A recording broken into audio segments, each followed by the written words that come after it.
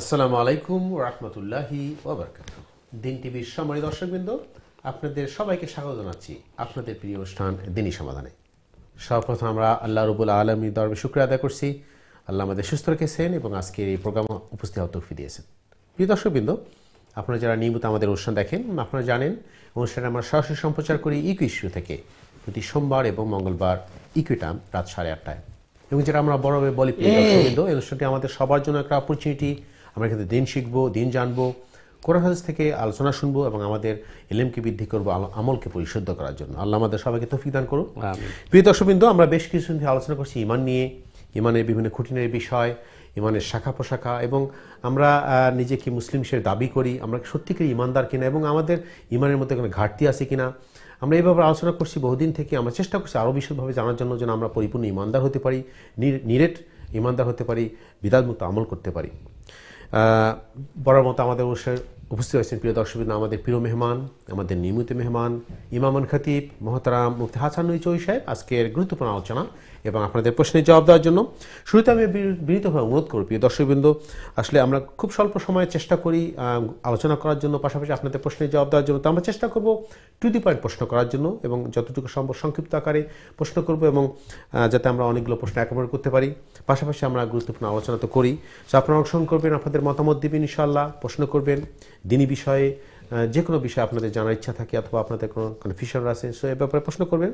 আপনারা সরাসরি প্রশ্ন করবেন স্টুডিও লাইনে 0203515073 দিচ্ছি জানাবো, অথবা যারা ইমেল করতে চান ইমেল করবেন সংক্ষিপ্ত আকারে dini-samadan@gmail.com অ্যাড্রেসে। আমরা আপনাদের প্রশ্নের জবাব যাবো ইনশাআল্লাহ এবং আলোচনায় যাব। তার আগে চলে যাচ্ছে আমাদের সম্মানিত মেহমানের কাছে। দেখি আমাদের মেহমান আজকে কি বার্তা নিয়ে আসছেন। বরাবর মতে আমরা তার কাছে গুরুত্বপূর্ণ আলোচনা শুনবো, এরপরে চলে যাবো মূল আলোচনায়।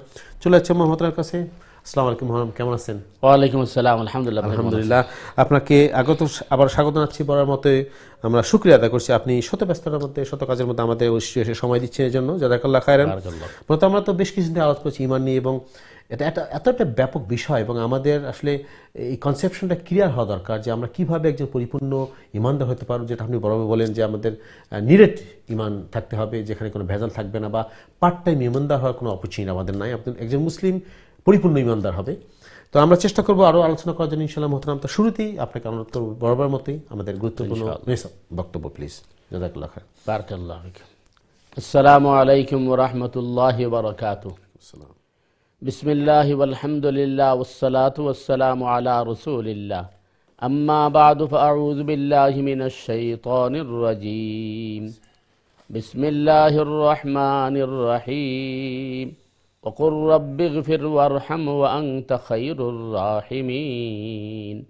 بارك الله لنا ولكم في القرآن العظيم ونفعنا وإياكم بالآيات والذكر الحكيم. رب اشرح لي صدري ويسر لي أمري واحلل عقدة من لساني يفقه قولي. رب زدني علما وألحقني بالصالحين. اللهم صل وسلم وبارك على محمد وعلى آله وأصحابه وأزواجه وذرياته وأمهات المؤمنين وسلم تسليما كثيرا كثيرا. আলহামদুলিল্লাহ। দিন টিভির দর্শক বিবার ভাই বোনেরা, আমরা আপনাদের প্রিয় প্রোগ্রাম দিনী সমাধান শুরু করতে যাচ্ছি। আল্লাহ সুবহানাহু তাআলার কাছে তৌফিক কামনা করছি। ওমা তৌফিক ইল্লা বিল্লাহ, আলাইহি তাওয়াক্কালতু ওয়া ইলাইহি উনীব। সম্মানিত দর্শক বিবার ভাই বোনেরা, আমাদের বিজ্ঞ প্রেজেন্টার আপনাদেরকে উপস্থাপন করেছেন যে আমরা ঈমান নিয়ে আলোচনা করেছি। ঈমান হচ্ছে আমাদের মূল ভিত্তি। আল্লাহ সুবহানাহু তাআলা রাসূল করিম সাল্লাল্লাহু আলাইহি ওয়াসাল্লামকে ইরশাদ করেছেন, ওকুর, এবং বলুন আয় রাসূল সাল্লাল্লাহু আলাইহি ওয়াসাল্লাম, ওকুর রব্বিগফির ওয়ারহাম ওয়া আনতা খায়রুর রাহিমিন। কুল, বলুন ইয়া রাসূলুল্লাহ, রব্বিগফির, হে আমার রব, আমাকে ক্ষমা করুন, আমাকে মাফ করুন। ওয়ারহাম, এবং আমাকে আপনি রহম করুন, দয়া করুন। ওকুর রব্বিগফির ওয়ারহাম ওয়া আনতা খায়রুর রাহিমিন, এবং আপনি হচ্ছেন সবচেয়ে উত্তম দয়াশীল এবং আপনি সবচেয়ে উত্তম রহমশীল। তো আল্লাহ রসুল সাল্লাল্লাহু আলাইহি ওয়াসাল্লামকে আল্লাহ সুবহানাহু তাআলা এই দোয়া কামনা করতে বলেছেন। এর অর্থ হচ্ছে আমাদের ভালো থাকা, সুস্থ থাকা, আমাদের সুখী থাকা, আমাদের স্বাচ্ছন্দ্যে থাকা, এগুলো আমাদের হাতে নয় এবং আমাদের কোনো ক্ষমতাই নেই। এই সব কিছু আল্লাহ সুবহানাহু তাআলার হাতে। এই বিশ্বাস আর ইয়াকিনের নামই হচ্ছে ঈমান। এই জন্য হাদিসের মধ্যে আসছে লা হাওলা ওয়ালা কুওয়াতা ইল্লা বিল্লাহ। এই তাহলিলটা হচ্ছে জান্নাতের চাবি। তার মানে যে এই তাহলিলের মিনিং হচ্ছে লা হাওলা ওয়ালা কুওয়াতা ইল্লা বিল্লাহ, আমার কোনো অস্তিত্বই নেই, আমার কোনো অবস্থানই নেই। ওয়ালা কুওয়াতা, আমার কোনো সামর্থ্য নেই, আমার কিছু করার ক্ষমতা নেই, ইল্লা বিল্লাহ, একমাত্র আল্লাহ সুবহানাহু তাআলার দয়া এবং রহম ছাড়া। এটি হচ্ছে আসলে ঈমানের মূল ভিত্তি, যে আমরা এই ইয়াকিন এবং এইভাবে আমল আমরা করব।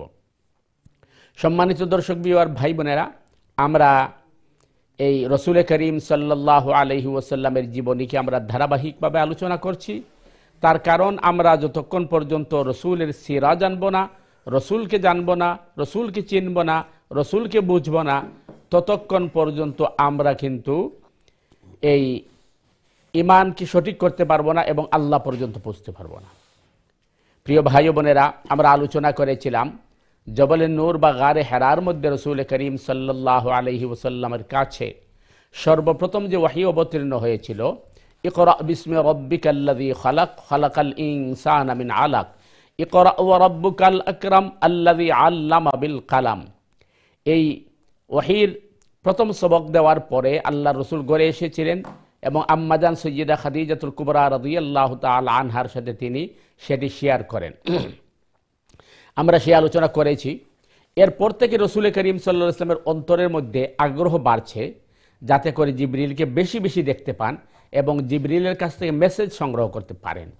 কারণ এর আগে তো আল্লাহ রসুল আর জিবরিলকে দেখেন নাই। গারে হেরার মধ্যে অবস্থান করেছেন, আত্মনিয়োগ করেছেন, আল্লাহর ধ্যানে মগ্ন হয়েছেন, কিন্তু জিবরিলকে দেখার পরে তার আগ্রহ বাড়ছে জিবরিলের সাথে আরও বেশি বেশি দেখা উঠতে। তো রসুল করিম সাল্লাল্লাহু আলাইহি ওয়াসাল্লাম প্রায় গারে হেরার দিকে যেতেন, যাতে করে জিবরিলের সাক্ষাৎ পাওয়া যায় আর সেখান থেকে আরও কিছু মেসেজ সংগ্রহ করা যায়। রসুল করিম সাল্লাল্লাহু আলাইহি ওয়াসাল্লাম পরের বার যখন গারে হেরায় পৌঁছিয়েছেন, তখন জিবরিল আমিন আসছেন এবং জিবরিল আমিন আল্লাহর রসুল সাল্লাল্লাহু আলাইহি ওয়াসাল্লামকে গারে হেরার বাহিরে এনে একটি পাথরের উপর দাঁড় করিয়েছেন।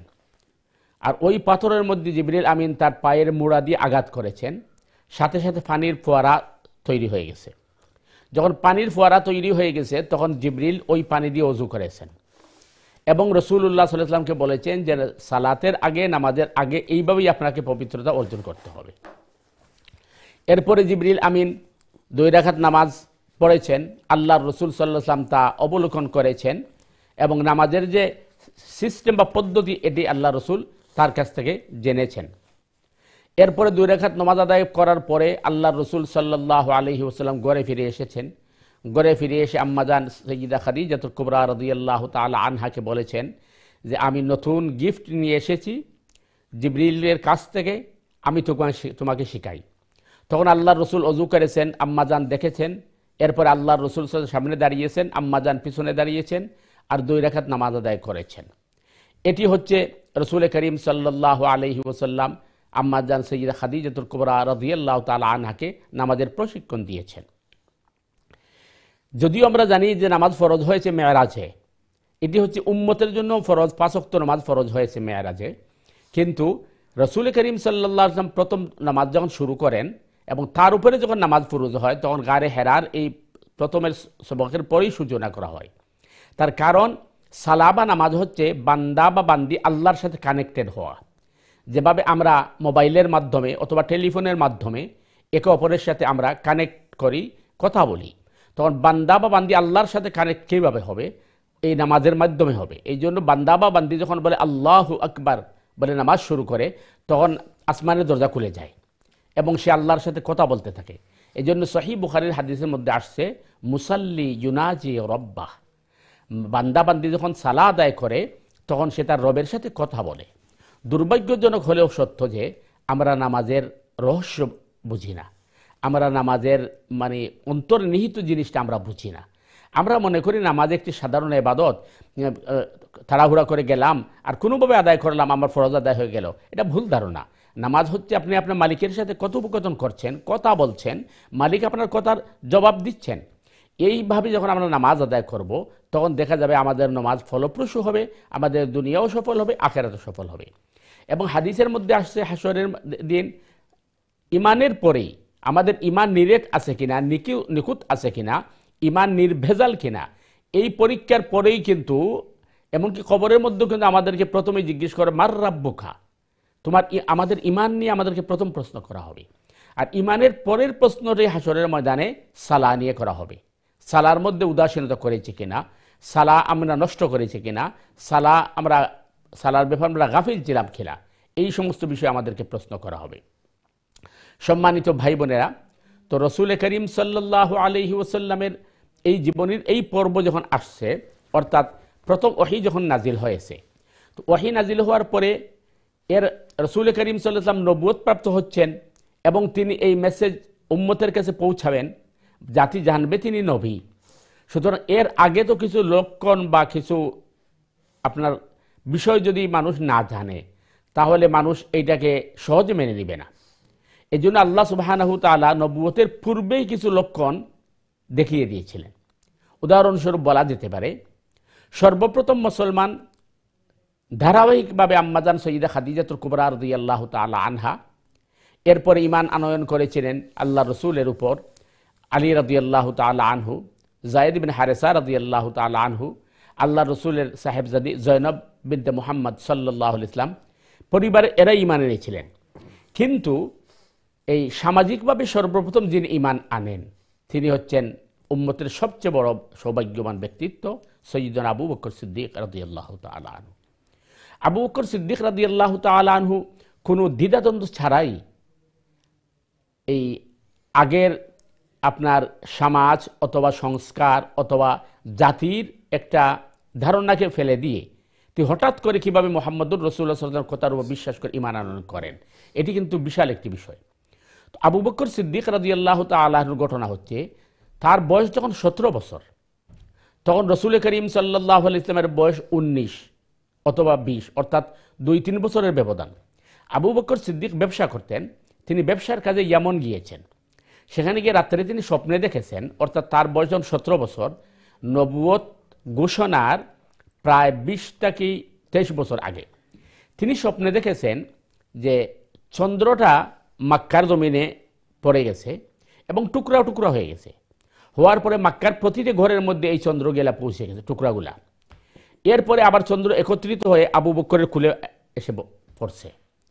এটা দেখার পরে আবু বকর সিদ্দিক চিন্তিত হয়ে উঠছেন। ঘুম থেকে উঠার পরে তখনকার সময় যারা গবেষক ছিল, স্বপ্নের ব্যাখ্যাদাতা ছিল, এমনের একজনের কাছে গেছেন, গিয়ে বলছেন আমি এই স্বপ্ন দেখলাম, এর মিনিং কি?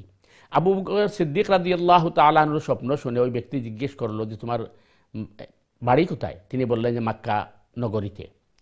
তখন এই ব্যক্তি বলল যে কিতাবের মধ্যে আছে শেষ জমানায় একজন নবী মক্কাতে আবির্ভাব হবে এবং তার উপর সর্বপ্রথম তুমি ঈমান আনয়ন করবে এবং তুমি তার সবচেয়ে বড় শেল্টার দিবে। তো এটা শোনার পরে আবু বকর সিদ্দিক রাদিয়াল্লাহু তাআলা আনহু এটাকে স্বাভাবিক মনে করেছেন, কারণ মাত্র 17 বছর বয়স।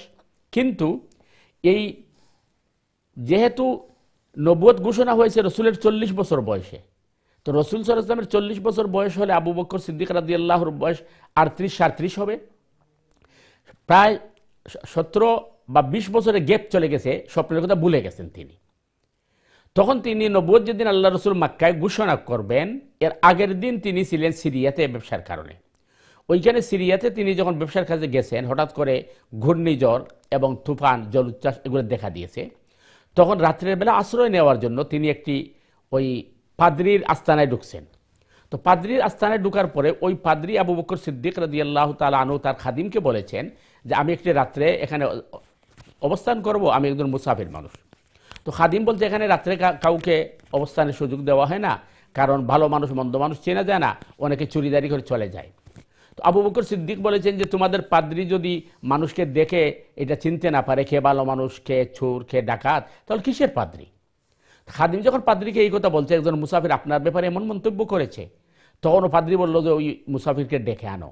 আবু বকর সিদ্দিক রাদিয়াল্লাহু তাআলা আনহু পাদ্রির সামনে দাঁড়ানোর পরে পাদ্রি তার আপাদমস্তক দেখছে। দেখার পরে পাদ্রি বলছে যে তোমার বাড়ি কোথায় যুবক? বলে আমার বাড়ি হিজাজে। বলে কোন শহরে? বলে মক্কা নগরীতে। তখন পাদ্রী তাওরাতের কিতাব বাহির করছে, আর আবু বকর সিদ্দিকের বডি দেখতেছে, শরীর দেখতেছে, কিতাবের সাথে মিলাচ্ছে, যেটা কোরআন বলছে যালিকা মাসালুহুম ফিত তাওরাতি ওয়া মাসালুহুম ফিল ইনজিল। শুধু মুহাম্মদুর রাসূলুল্লাহ সাল্লাল্লাহু আলাইহি ওয়াসাল্লামের কথাই নয়, তার অনুসারী সাহাবাই কেরামের বিস্তর আলোচনা আমি আগের কিতাবে করেছি। এখন আবু বকর সিদ্দিক রাদিয়াল্লাহু তাআলা আনহুকে দেখে পাদ্রী বলছে যে কালকেই তুমি মক্কায় পৌঁছার পরে শুনবে যে তোমার মক্কাতে একজন নিজেকে নবী ঘোষণা দিয়েছে এবং তুমি তার উপর আনয়ন করবে, ঈমান আনয়ন করবে। আবু বকর সিদ্দিক বলতেছে সারা রাস্তার মধ্যে আমার কিন্তু টেনশন দূর হয় নাই, তার কারণ এটা বলল কে।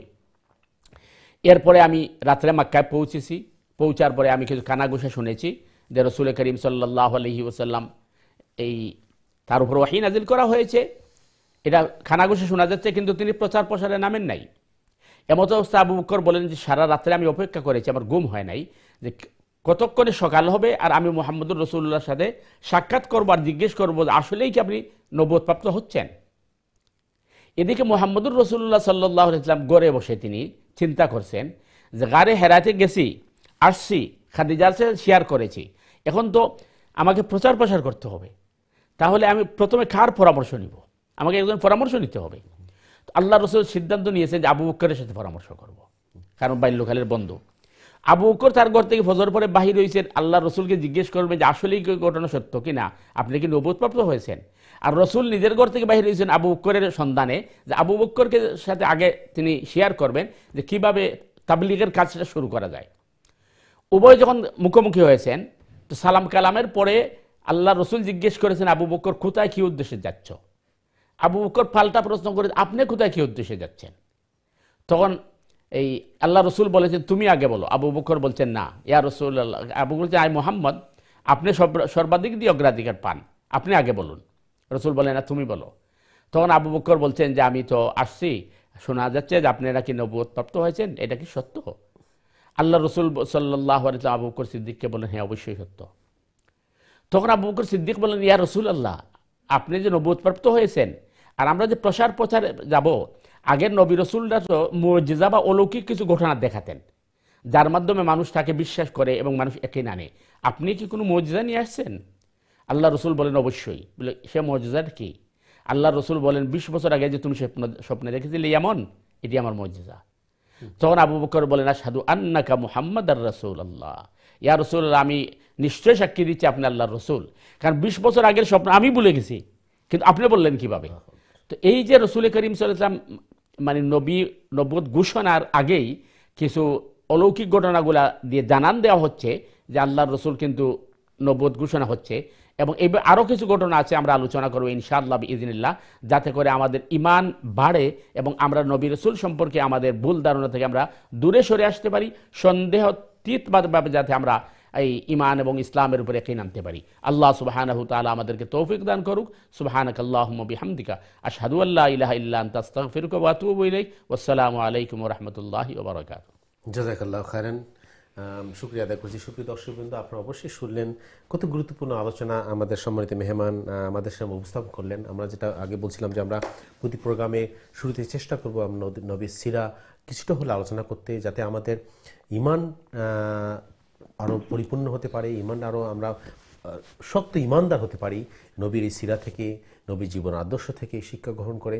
আর সত্যিকার একটি ঈমানদার অবশ্যই নবীর সিরা জানবে এবং সেখান থেকে আমাদের জীবন আমরা গ্রহণ করব, আমাদের গঠন করব ইনশাআল্লাহ। আমরা চেষ্টা করব প্রিয় দর্শকবৃন্দ প্রতি অনুষ্ঠানে আলোচনা করার জন্য এ ব্যাপারে আপনারা অংশগ্রহণ করবেন, আপনারা পরামর্শ দিবেন এবং পাশাপাশি আপনাদের নিয়মিত প্রশ্ন তো আছেই। আমি অনুরোধ করছি প্রিয় দর্শকবৃন্দ, আপনারা যারা এই মুহূর্তে টিভি সেটের সামনে আছেন অথবা ইন্টারনেট মিডিয়াতে আমাদের অনুষ্ঠান দেখছেন, আপনারা প্রশ্ন করবেন সরাসরি ইস্যু লাইনে 0235150783 নাম্বারে, অথবা যারা ইমেল করতে চান ইমেল করবেন সংক্ষিপ্ত আকারে dini@gmail.com অ্যাড্রেসে। আপনারা জানেন আমরা আলোচনা করছি ঈমান নিয়ে এবং নবীর জীবন আদর্শ নিয়ে। আপনাদের এই ব্যাপারে প্রশ্ন অথবা অন্য কোনো দিনই ব্যাপারে আপনাদের প্রশ্ন জিজ্ঞাসা করবেন, আমরা চেষ্টা করব আপনাদের প্রশ্নের জবাব দেওয়ার জন্য।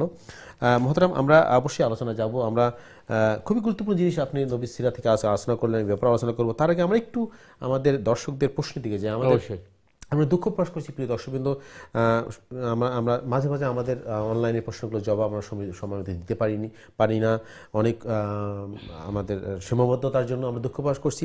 আমরা আজকে শুরু করছি, আমাদের ফারুক ভাই প্রশ্ন করছেন বেশ কিছুদিন আগে, আমরা দুঃখ প্রকাশ করছি আবারও, যদিও আমি তাকে ইমেল ব্যাক করছি।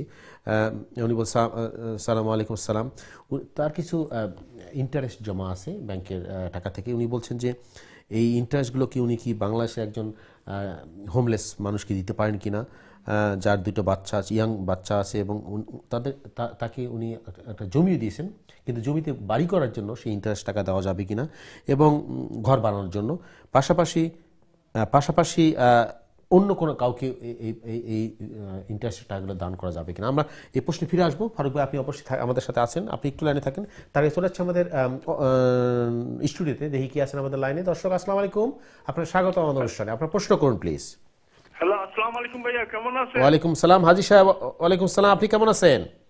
আমি ভালো আছি ভাইয়া, স্যারের কথা অনেক মনোযোগ দিয়ে শুনতেছিলাম। বেশক। আমি বলতাম চাই, এখন যদি ঈসা নবী আই তাইনো এমলা কইবা অন্যজন দে তোর লোক আরো দুইজন আসন যে কোনো দেশের প্রিন্স, এরারে কইবা যে তোমরা দিলে 20 বছর আগে বা 10 বছর আগে তোমরা ব্লাড দেয়ার টিপ দিছো ক্লোজো, আমি কিলা জানলাম তোজো কইবা তুই জানছো যে তোমার আল্লাহ ফেরেশতা তোমার জন্য ঈসা নবী কইছে ওটো যা আমি বিশ্বাস করি। আর একটা কথা হইলো স্যারের কিছু সেকেন্ড ওয়ার্ল্ড ওয়ার হইছে খ্রিস্টান। জি জি হাজি সাহেব, ধন্যবাদ আপনাকে। আপনি আমাদের নিয়মিত অনুষ্ঠান দেখেন, অনেক সুন্দর সুন্দর কথা বলেন, আপনার অনেক জ্ঞান আছে, পড়াশোনা আছে, আপনার জাযাকাল্লাহ খাইরান আপনার পরামর্শের জন্য এবং আপনার সুন্দর মতামতের জন্য ধন্যবাদ। আপনি আবার অনুষ্ঠান দেখবেন, প্রশ্ন করবেন ইনশাআল্লাহ। আমরা আপনাকে ধন্যবাদ আছি মোহতারাম। জি হাজি সাহেবের প্রশ্নের জবাব দিয়ে আমরা প্রশ্নে চলে যাব।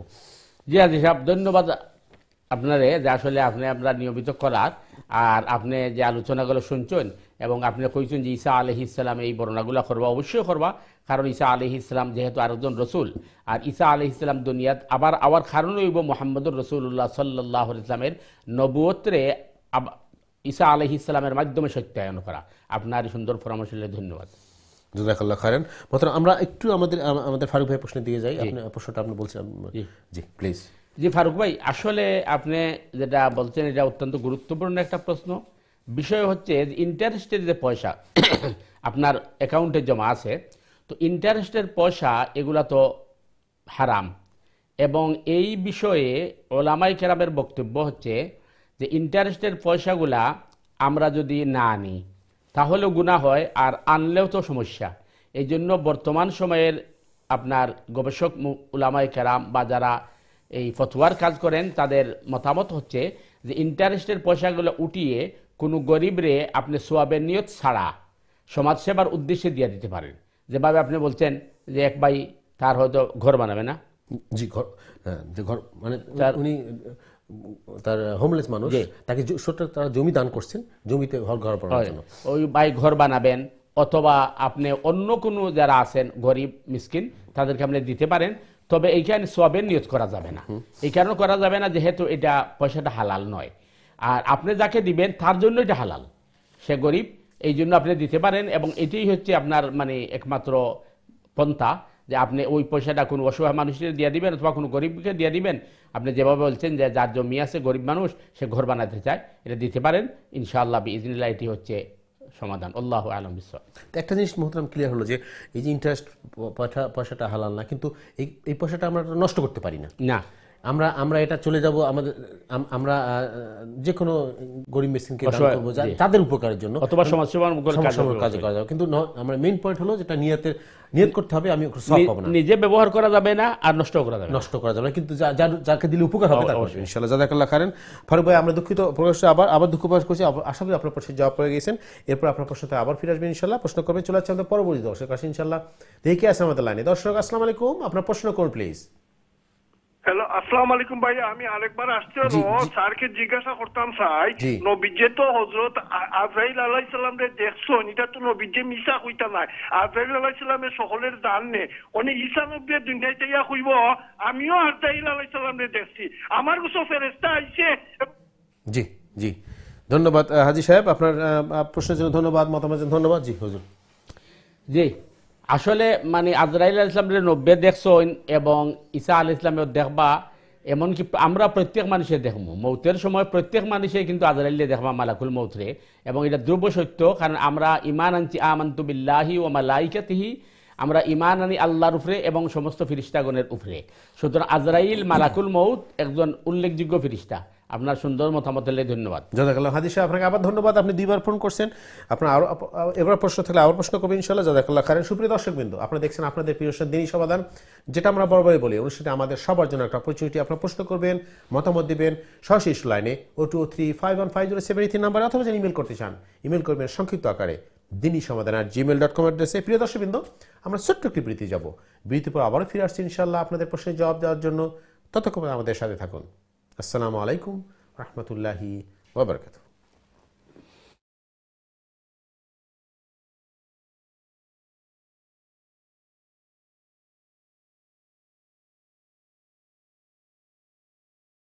আসসালামু আলাইকুম ওয়া রাহমাতুল্লাহি ওয়া বারাকাতুহু। দিন টিভির সম্মানিত দর্শকবৃন্দ, বিরতির পরে আবারও আপনাদের স্বাগত জানাচ্ছি আপনাদের প্রিয় দিনই সমাধানে। যারা এই মুহূর্তে টিভি সেটের সামনে অথবা ইন্টারনেট মিডিয়াতে আমাদের অনুষ্ঠানে যোগদান করলেন, আমাদের সবাইকে স্বাগতম এবং মওলাদ।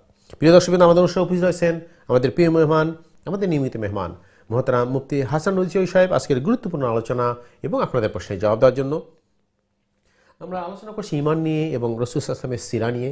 সো আপনারা যারা প্রশ্ন করতে চান এই ব্যাপারে অথবা অন্য কোনো দিনই ব্যাপারে প্রশ্ন করবেন সরাসরি লাইনে 0235150783 নাম্বারে, অথবা ইমেল করতে চান ইমেল করবেন সংক্ষিপ্ত আকারে দিনই সমাধান@gmail.com এড্রেসে। মোহতারাম, আমরা দর্শকদের প্রশ্নে যাব ইনশাআল্লাহ।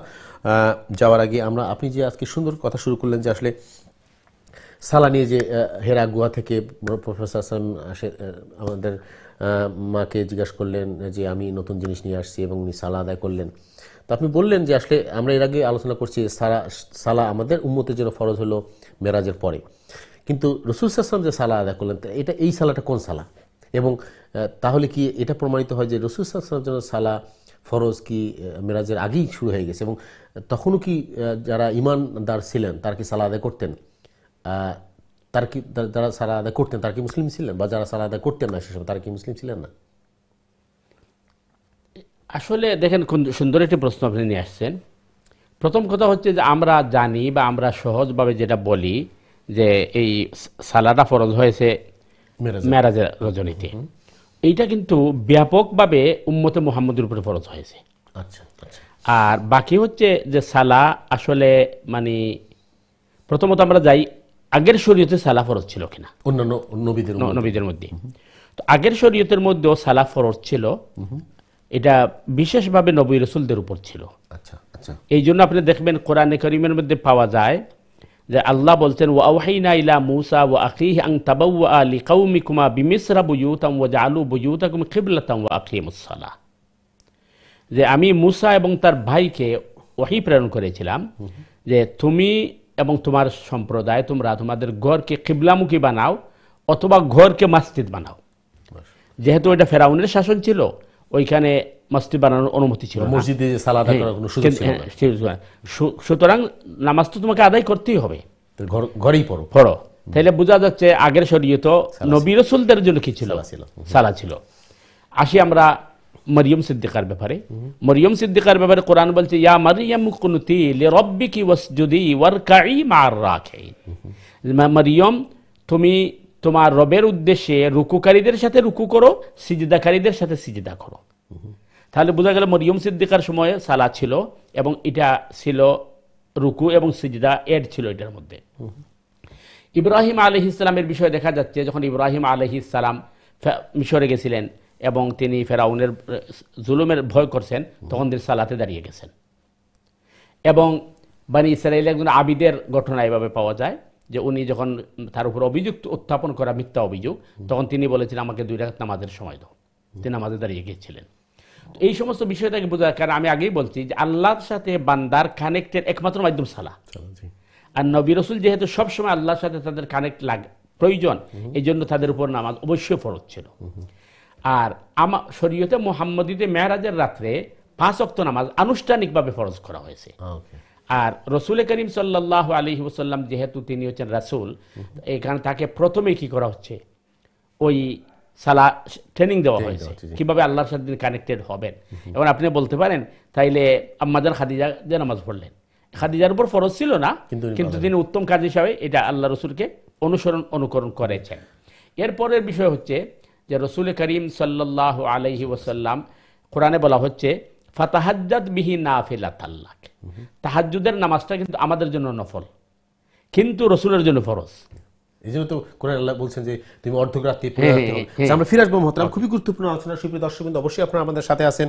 সালাহ যে একটা গুরুত্বপূর্ণ ইবাদত, এবং আমাদের মহতরাম বললেন যে সালাহ শুধু ইবাদতই না, এটা বিশাল একটা জিনিস যেটা আমাদের মুসলিমের জন্য আল্লাহর সাথে কানেক্ট করার, যে আমরা যে আমাদের যে মহতরাম এরকম বলছেন যে আল্লাহর সাথে কানেক্ট করার জন্য কোনো ভয় লাগে না, আমরা ডাইরেক্ট আল্লাহর সাথে কানেক্ট করতে পারি। কিভাবে করবো আমরা আলোচনা করবো ইনশাআল্লাহ। প্রিয় দর্শকবৃন্দ, আপনারা আমাদের সাথে থাকেন এবং আপনাদের প্রশ্নগুলো আপনারা রেডি করে রাখেন আপনার প্রশ্ন করার জন্য। আমরা চলে যাচ্ছি আমাদের দর্শকের কাছে, দেখি কে আছে আমাদের লাইনে। দর্শক আসসালামু আলাইকুম, আপনার প্রশ্ন করুন প্লিজ। হ্যালো, আসসালামু আলাইকুম। ওয়ালাইকুম আসসালাম ওয়া রাহমাতুল্লাহ। জি ভাই, কেমন আছেন? আলহামদুলিল্লাহ, আপনারা ভালো আছেন? আলহামদুলিল্লাহ। জি, আপনার কি প্রশ্ন ভাই বলেন। আমার ছোট্ট তিনটা প্রশ্ন আছিল উমরা সম্বন্ধে। প্লিজ বলেন। উমরা এহরাম গড়তনে বা এয়ারপোর্ট কোনটা ভালো হইব? জি, 2 নম্বর প্রশ্ন হইল উমরা লঙ্গি দেখা যে নিচে যে কাপড় কিনতে অনেক নিয়ম দেখা যায়, আমার ইচ্ছা মতো কিনতাম পারবো না না। আচ্ছা। আর 3 নম্বর প্রশ্ন হইল কেউ সৌদি যাওয়ার বাদে যদি বেশি টায়ার্ড ফিল মনে করেন, একটু টায়ার্ড বা পেটে বুক লাগছে বা গরম লাগছে, হোটেলে গিয়া গোসল উসল করিয়া রেস্ট করিয়া বিকালপুর দিকে করলে হইব, এই সম্বন্ধে একটু জানাইবা। ইনশাআল্লাহ সুন্দর সুন্দর প্রশ্ন করছেন ভাই ওমরার জন্য, জাযাকাল্লাহ খাইরান। আপনি দয়া করে ফোন রেখে টিভিতে অনুষ্ঠান দেখতে থাকুন, ইনশাআল্লাহ আমরা চেষ্টা করব আপনার প্রশ্নের জবাব দেওয়ার জন্য। জি, আসসালামু আলাইকুম। জি মহতরম। জি ভাই, আপনার মানে উমরার যে প্রশ্ন, প্রথমত আল্লাহ সুবহানাহু ওয়া তাআলা আপনার উমরারে কবুল করুক। আমিন। আর প্রথম প্রশ্ন হইল যে উমরার জন্য যে এহরাম বাঁধতে হয়, এহরামটা ঘর থেকে বান্ধা উত্তম না মিকাত থেকে বান্ধা উত্তম? মিকাত থেকে তো মাস্ট আপনার উমরা বাঁধতে হইব, কারণ মিকাত যদি আপনি এহরাম ছাড়া ক্রস করে লাইন, তাইলে আপনার দম ওয়াজিব হয়ে যাব। সুতরাং মিকাত তো আপনি এহরাম ছাড়া কোনোভাবেই আপনি এই অতিক্রম করতে পারতা নাই। এখন হলো গড়ের থেকে এহরাম অথবা এয়ারপোর্ট থেকে এহরাম বান্ধার মাসআলা। গড় থেকে যদি আপনি এহরাম বান্ধেন এটাও ঠিক আছে, এয়ারপোর্ট থেকে বান্ধলেও ঠিক আছে, কিন্তু সমস্যা হলো গড় থেকে যদি আপনি এহরাম বান্ধেন তাইলে আপনার কষ্ট হয়ে যাব। একজন মানুষের যখন গড় থেকে এহরাম বান্ধে বাহির হয় তখন তো তার লাগি আপনার রেস্ট্রিকশন ঢুকে দিবা। যেমন আপনি মনে করুন ঈদের সব আপনি গড় থেকে যখন এহরাম বান্ধে বাহির হইবা, ঠান্ডার দেশ, ঠান্ডা লাগবো, কারণ আপনি তো জ্যাকেট পরতে পারতা নাই, আপনি ঠান্ডা প্রোটেস্ট করার লাগে আপনি মানে হাত ব্যবহার করতে পারতা নাই, অনেক সমস্যা হয়ে যাব। আর মা বোনদের লাগি যদিও মনে করেন মানে নর্মাল পোশাক পরা যায়, সেহেতু মা বোনে ইচ্ছা করলে ঘর থেকে এহরাম বানতে পাররা, তবে আপনি রেস্ট্রিকশনও ঢুকে দিবা। এর লাগে উত্তম হইল যে আপনি যদি মনে করেন যে প্লেনও বইয়া এহরাম বান্ধা কষ্ট, এয়ারপোর্ট থেকে চাদর ফিন দিলিবা আর মিকাত খরচ করার আগে নিয়ত করবা, তাইলে আপনি এর ভিতরে রেস্ট্রিকশনও ঢুকরা না। আর ইচ্ছা করলে আপনার যদি অসুবিধা না হয় ঘর থেকে এহরাম বানতে পারবা, কিন্তু ঘর থেকে এহরাম বানলে আপনার ঠান্ডা লাগতে পারে, বিভিন্ন অসুবিধা হইতে পারে। 2 নম্বর প্রশ্ন আপনার যেটা হয়েছেন যে এহরামের চাদর নিচের যেটা আছে এটারে কিভাবে পড়তে হয়, আপনি আপনার সুবিধা মতো পড়তে পারবা কিনা। প্রথম কথা হলো যে নিচের যেটা আছে, যেটারে আমরা লুঙ্গি হই বা লুঙ্গির মতো, এটা সেলাইবিহীন হওয়া লাগবো, সেলাই করা কোনো কাপড় আপনি কিনতে পারতা নাই। তো নিচের চাদরটারে আপনি এটারে কি করার লাগি, ব্যবহার করার লাগি আপনার সুবিধা যেভাবে এইভাবে আপনি এটারে বানতে পারবা। আমরা দেশে বিভিন্নভাবে মানুষে বাঁধে, আপনার সুবিধা যেভাবে এইভাবে আপনি বানতে পারবা, কোনো অসুবিধা নাই, এটা কোনো সমস্যা নাই। 3 নম্বর প্রশ্ন যে মাক্কা মুকাররমাত যাওয়ার পরে আপনি গিয়েই উমরা করবা না আগে রেস্ট লইবা, এটা হইল আপনার 3য় প্রশ্ন। যদি দেখা যায় যে আপনার মাক্কার যাওয়ার বাদে উত্তম হইল আপনি হোটেলে যাওয়া, একটু রেস্ট নেওয়া, কিছু হালকা নাস্তা করলা, একটু রিল্যাক্স হইয়া আপনি উমরালে গেলা, কেন আপনি জার্নি করে গেছেন, কষ্ট হইব। 2 নম্বর বিষয় হইল যে ভাই আপনারা কইছেন যে আপনি হোটেলে যাইবা আর এই রাত্রে বা সন্ধ্যার বেলা গিয়ে কি করবা, উমরা করবা। প্রশ্ন হইলে আপনি যখন হরমও যাইবা তখন তো আপনি নামাজ পড়া লাগবো, আর নামাজ তো আপনি বাদ দিতে পারতেন না যে হোটেলে বইয়া আমি নামাজ বাদ দিলে এলাম আর রাত্রে একসাথে নামাজ, এটা তো হইতো নাই। এর কারণে উচিত হইল যে আপনি গিয়া হোটেলে উঠার পরে আপনি কিছু সময় রিল্যাক্স করলা, হালকা নাস্তা করলা, এরপরে আপনি ধীরে ধীরে উমরাত গেলা, এটা আপনার লাগে ভালো হইব। আর যদি আপনি মনে করেন যে আমি টায়ার্ড লাগে, তাইলে মনে করুন আপনি জোহরের পরে গিয়ে পড়ছেন, আপনি আসরের নামাজ যখন যাইবা তখন উমরান নিয়তে বাড়ি দিবা, গিয়েও আসরের ফরজ পড়লা, পড়িও আপনি তোয়াফ নামি গেলা। অথবা আপনি যদি এই মাগরিবের আগে গিয়ে মক্কাত পৌঁছন, তাহলে মাগরিব পড়ার লাগে হারামও যাইবা, আপনি মাগরিব পড়িয়ে ফরজ পড়িয়ে আপনি তোয়াফ নামিয়ে দিবা। এটা হইল পদ্ধতি যে আপনি মক্কার যুগকেই একেবারে সোজা যাইতে হইব কিতাব উমরাত, ইলা শর্ত নাই। কিন্তু আপনি যদি একটু রেস্ট লইলেন এবং হালকা নাস্তা করিলেন, তাহলে আপনার লাগে উমরা করতে সুবিধা হইব। আর অসুবিধা যদি হয় যে একজন অসুস্থ হইয়া পড়ে গেছেন, অথবা কষ্টর, অথবা মনে করার এই সময় আমার উমরা করা কষ্ট, তাইলে আপনি সময় নিবা, কোনো অসুবিধা নেই। আশা করি ক্লিয়ার হয়েছে। এরপরেও যদি কনফিউজ থাকে আবার এবার ইনশাআল্লাহ। জাযাকাল্লাহ মোহতারাম। সময় দর্শক, আশা করি আপনার প্রশ্নের জবাব পেয়ে গেছেন। আপনার সুন্দর সুন্দর প্রশ্নের জন্য ধন্যবাদ, জাযাকাল্লাহ খায়রান। মোহতারাম, আমরা ফিরে আসবো দর্শকদের কাছে, তার আগে আমরা চলে যাচ্ছি আমাদের সালা নিয়ে আলোচনা যে করছিলেন। জি জি, তো এতে বোঝা গেল প্রত্যেক শরীয়তের মধ্যে সালা আছিল, ক্রাইটেরিয়া ভিন্ন আছিল। তারার সময় আমরা 5 ওয়াক্ত নামাজ আছিল না, বা হয়তো এভাবে নিয়মিত ছিল না, এভাবে নিয়মিত ছিল না। আর তার কোনো কোনো শরীয়তে শুধু নবী রাসূলের উপরে ফরজ আছিল, এটা মনে করো ওই উম্মতের উপরে ফরজ আছিল না। এটা হইল মানে মাসআলা। কিন্তু নামাজ আগের শরীয়ত আছিল, আর মানে প্রত্যেকের উপরে নবী হলের উপরে ফরজ আছিল। আরেকটা হইল যে মুহাম্মদুর রাসূলুল্লাহ সাল্লাল্লাহু আলাইহি ওয়াসাল্লাম উস্তাদ, আমরা শিক্ষা দিতে হইব। তো মুহাম্মদুর রাসূলুল্লাহ সাল্লাল্লাহু আলাইহি ওয়াসাল্লাম নিজেই যদি জানুন না নামাজ কিভাবে, তাহলে আমরা শিক্ষা দিবা কিভাবে? এইভাবে আল্লাহ রসুলের আগে শিক্ষা দেওয়া হয়েছে, আর আল্লাহ রসুল আম্মাজান খাদিজা রাদিয়াল্লাহু শিক্ষা দিয়েছেন।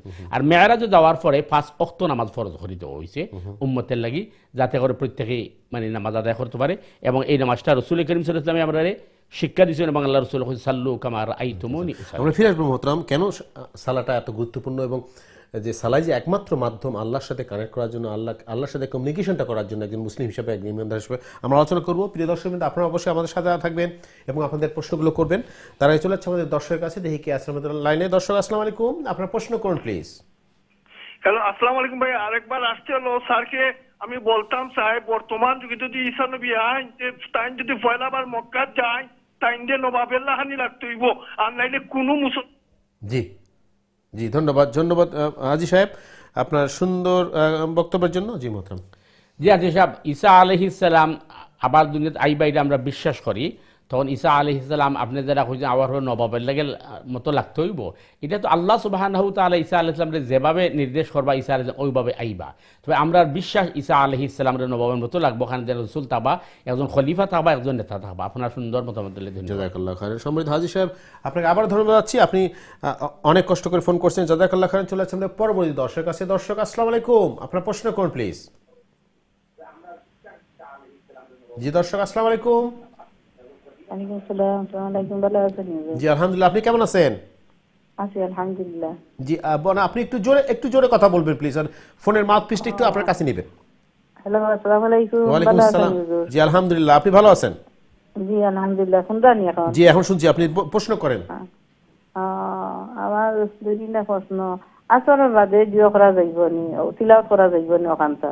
জি আসরের পরে। আর আরো একটা প্রশ্ন, যে আস্তাগফিরুল্লাহ আল্লাযী লা ইলাহা ইল্লা হুয়াল হাইয়ুল কাইয়্যুম ওয়া আতুবু ইলাইহি ওয়া লা হাওলা ওয়া লা কুওয়াতা ইল্লা বিল্লাহি ওয়া ইল্লা বিল্লাহিল আলিয়্যিল আযীম।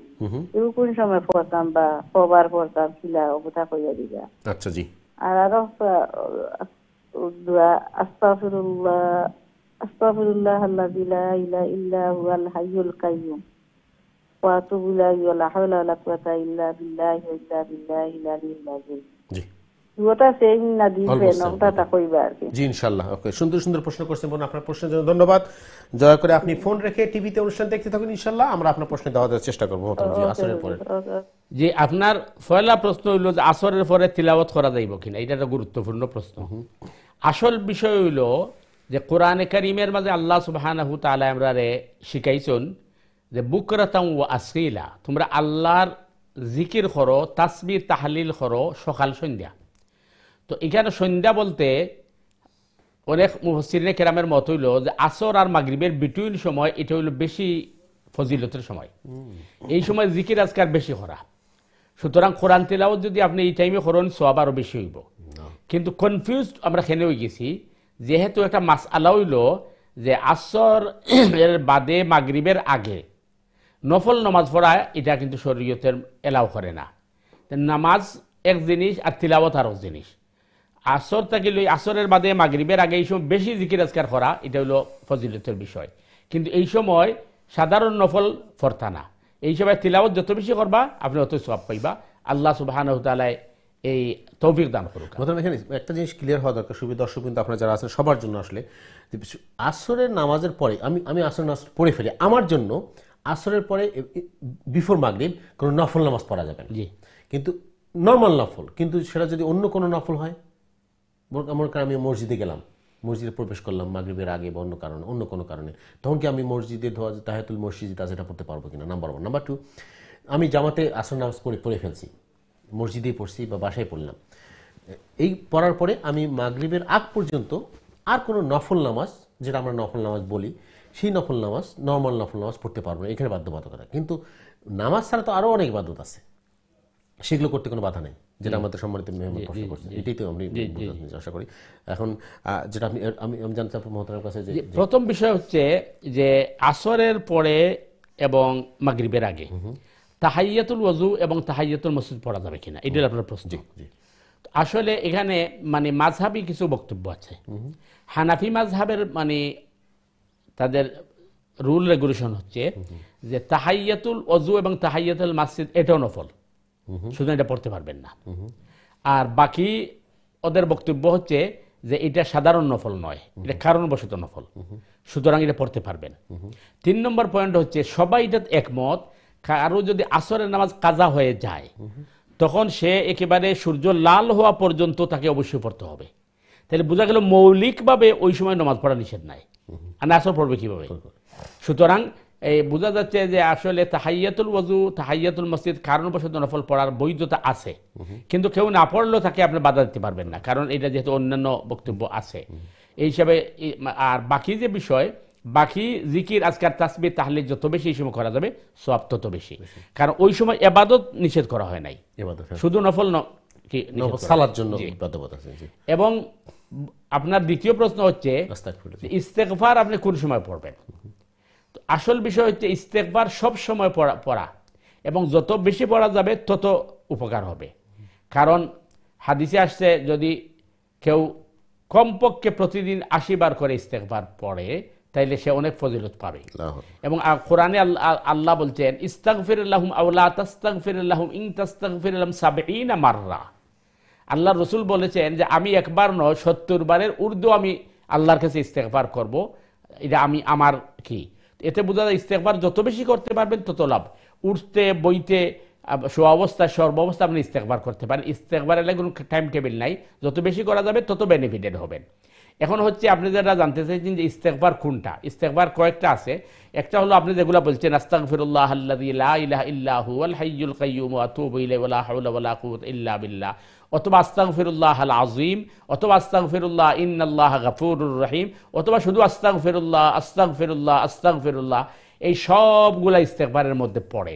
এবং সাইয়্যিদুল ইস্তেগফার বা ইস্তেগফারের মধ্যে যে ইস্তেগফারকে সবচেয়ে বেশি ফজিলতপূর্ণ বলা হচ্ছে, ওটা যেটা ইস্তেগফারের নেতা, এটি হচ্ছে হাদিসের পরিবেশে আল্লাহুম্মা আনতা রব্বি লা ইলাহা ইল্লা আনতা খালাকতানি ওয়া আনা আবদুকা ওয়া আনা আলা আহদিকা ওয়া ওয়াদিকা মাসতাতাত আউযু বিকা মিন শাররি মা সানাতু আবু লাকা বিনি'মাতিকা আলাইয়া ওয়া আবু বিযামবি ফাগফিরলি ফাইন্নাহু লা ইয়াগফিরুয যুনুবা ইল্লা আনতা।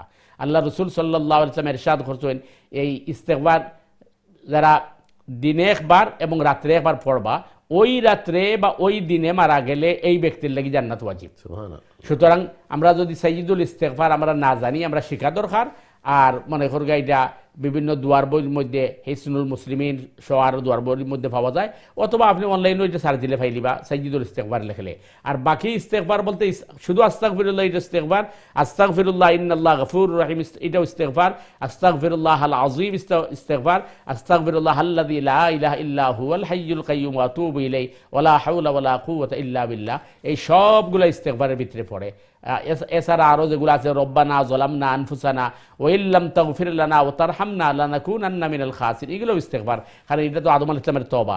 তো আশা করি আপনার এই প্রশ্নের সমাধান হয়েছে। এবং যত বেশি ইস্তেগফার করা যাইব তত বেশি ফজিলত পাওয়া যাইব। আল্লাহ আমরা বেশি বেশি ইস্তেগফার করার তৌফিক দান করুন। আমি জাযাকাল্লাহ মোহতারাম। সময় দেবো আশা করি আপনার প্রশ্নের জবাব খুবই গুরুত্বপূর্ণ প্রশ্ন ইস্তেগফার, এবং আমরা এর আগে বহুবার আলোচনা করছি ইস্তেগফার এই যে তাসবিহটা খুবই গুরুত্বপূর্ণ তসবিহ। আমি যেটা বললেন উঠতে বসতে আমরা যখন বসে আছি কোনো কাজ নাই আমরা মনে মনে ইস্তেগফার করব, এর জন্য অনেক ফজিলত। অবশ্যই। জি জাযাকাল্লাহ খাইরান। সম্মানিত দর্শকবৃন্দ, আপনারা দেখছেন আপনাদের প্রিয় অনুষ্ঠান দিনই সমাধান। আমরা যেটা পর্বে বলি এই অনুষ্ঠানটি আমাদের সবার জন্য একটা অপরচুনিটি। প্রিয় দর্শকবৃন্দ, আমাদের আসলে ইসলাম জানার মধ্যে, ইসলাম বোঝার মধ্যে অনেক সীমাবদ্ধতা রয়েছে, আমাদের অনেক মিসকনসেপশন রয়েছে, মিসআন্ডারস্ট্যান্ডিং রয়েছে। আমরা চেষ্টা করি অনুষ্ঠান থেকে যতটুকু সম্ভব এই স্বল্প সময়ে এই ভুলগুলো দূর করে সঠিক ভাবে শিখবো, আমাদের ইসলামকে শিখবো, ইসলামকে জানবো, এবং যে আমলগুলো কীভাবে আমরা সঠিকভাবে আদায় করতে পারি, বেদাত মুক্ত ইবাদত করতে পারি, আল্লাহর কাছে প্রিয় বান্দা হওয়ার জন্য আমরা চেষ্টা করি। এখান থেকে আপনারা প্রশ্ন করবেন, মতামত দিবেন, সরাসরি ইস্যু লাইনে 0203515073 দিচ্ছি তার নাম্বার, অথবা যারা ইমেল করতে চান ইমেল করবেন সংক্ষিপ্ত আকারে দিনই সমাধান @gmail.com অ্যাড্রেসে। আমরা যাবো দর্শক আপনাদের প্রশ্নের, তার আগে আমরা চলে যাচ্ছি আবার মোহতারাম কাছে। মোহতারাম, আমরা আলোচনা করছি সালাহ নিয়ে। আপনি বললেন যে আসলে খুবই গুরুত্বপূর্ণ ইবাদত, এবং এটা শুধু ইবাদত না, আল্লাহর সাথে একদম বান্দার যে কানেক্ট করার জন্য কমিউনিকেশন মাধ্যম এটা। এবং আমাদের অন্য কোনো, আমাদের সমাজে অনেক প্রচলিত যে হ্যাঁ আল্লাহর কাছে দোয়া করার জন্য, দোয়া কবুলের জন্য এটা করতে হবে, ওটা করতে হবে, অমুক জায়গায় যেতে হবে, অমুকের কি বলে সাহায্য নিতে হবে। এই যে কনসেপশনগুলো আমাদের আছে, কতটুকু সত্য এবং কতটুকু সঠিক? আপনি যদি বললেন যে না, সালাই একমাত্র মাধ্যম আল্লাহকে সরাসরি আল্লাহর সাথে যোগাযোগ করার জন্য, কেন সালাটাকে এত গুরুত্বপূর্ণ দেওয়া হলো? এবং সত্যি কথা বলতে মোহতারাম, আপনিও আমার সাথে একমত হবেন, দর্শক অবশ্যই আপনারাও জানবে জিনিসটা, কেন সালাকে এত গুরুত্ব দেওয়া হলো সকল ইবাদতের উপরে। এবং আপনি বললেন যে ইমানের পরেই সালার স্থান, এবং আমরা যারা মারা যাওয়ার পরে আমাদের সালার জবাবই প্রথমে দিতে হবে। যাদের সালার জবাবটা সুন্দর হবে, সঠিক হবে এবং ইজি হবে, বাকি জবাব দেওয়া সহজ হবে। কেন এত? এবং এটা যদি হয়ে যায় তাহলে কেন আমরা আজকে সালাকে গুরুত্ব দিচ্ছি না, এবং না দেওয়ার কারণটা একটু আমাদের জানাতে। জি, প্রথম বিষয় হচ্ছে যে আসলে সালাটাকে কেন এত গুরুত্ব দেওয়া হয়েছে, এটা আল্লাহ তাআলা ভালো জানেন। তার কারণ আল্লাহ হচ্ছেন খালিক, মালিক। সেই হিসাবে আল্লাহ সুবহানাহু তাআলা তার বান্দাবান্দি তার সাথে কিভাবে কানেক্ট করবে, তার কাছে কিভাবে সাহায্য প্রার্থনা করবে, তার কাছে কিভাবে সে দোয়া করবে, এটা তো আল্লাহ জানিয়ে দিতে হবে। তো আল্লাহ তাবারাকা ওয়া তাআলা আমাদেরকে বলছেন যে তোমাদের একমাত্র মাধ্যম হচ্ছে সালার মাধ্যমে আমার সাথে যোগাযোগ করো। এবং এটা আমার বক্তব্য না, এটা কোরআন বলছে। কোরআন বলছে ইস্তাঈনু বিস-সাবরি ওয়াস-সালাহ।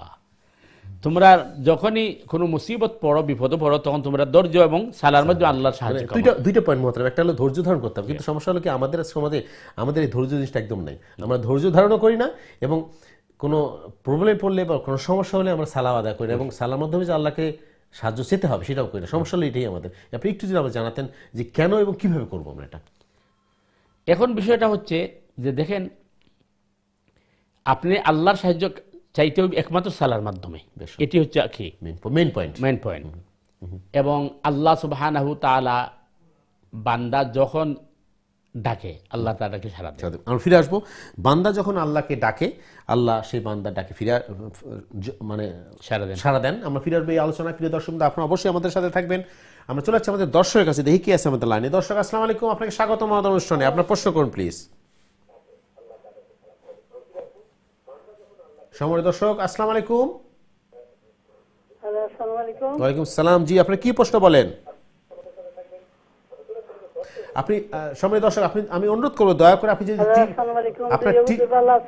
জি আলহামদুলিল্লাহ, আপনি টিভির ভলিউমটা একটু কমিয়ে দেন অথবা মিউট করে দেন, আমাদের সাথে ফোনে কথা বলেন, ফোনে কথা বলে আপনার প্রশ্ন করেন, এরপর আপনি টিভিতে অনুষ্ঠান দেখবেন প্লিজ। আচ্ছা হুজুর, আমিও বলো হুজুরের কাছে মাত্রাম চাইছিলাম। আচ্ছা হুজুর,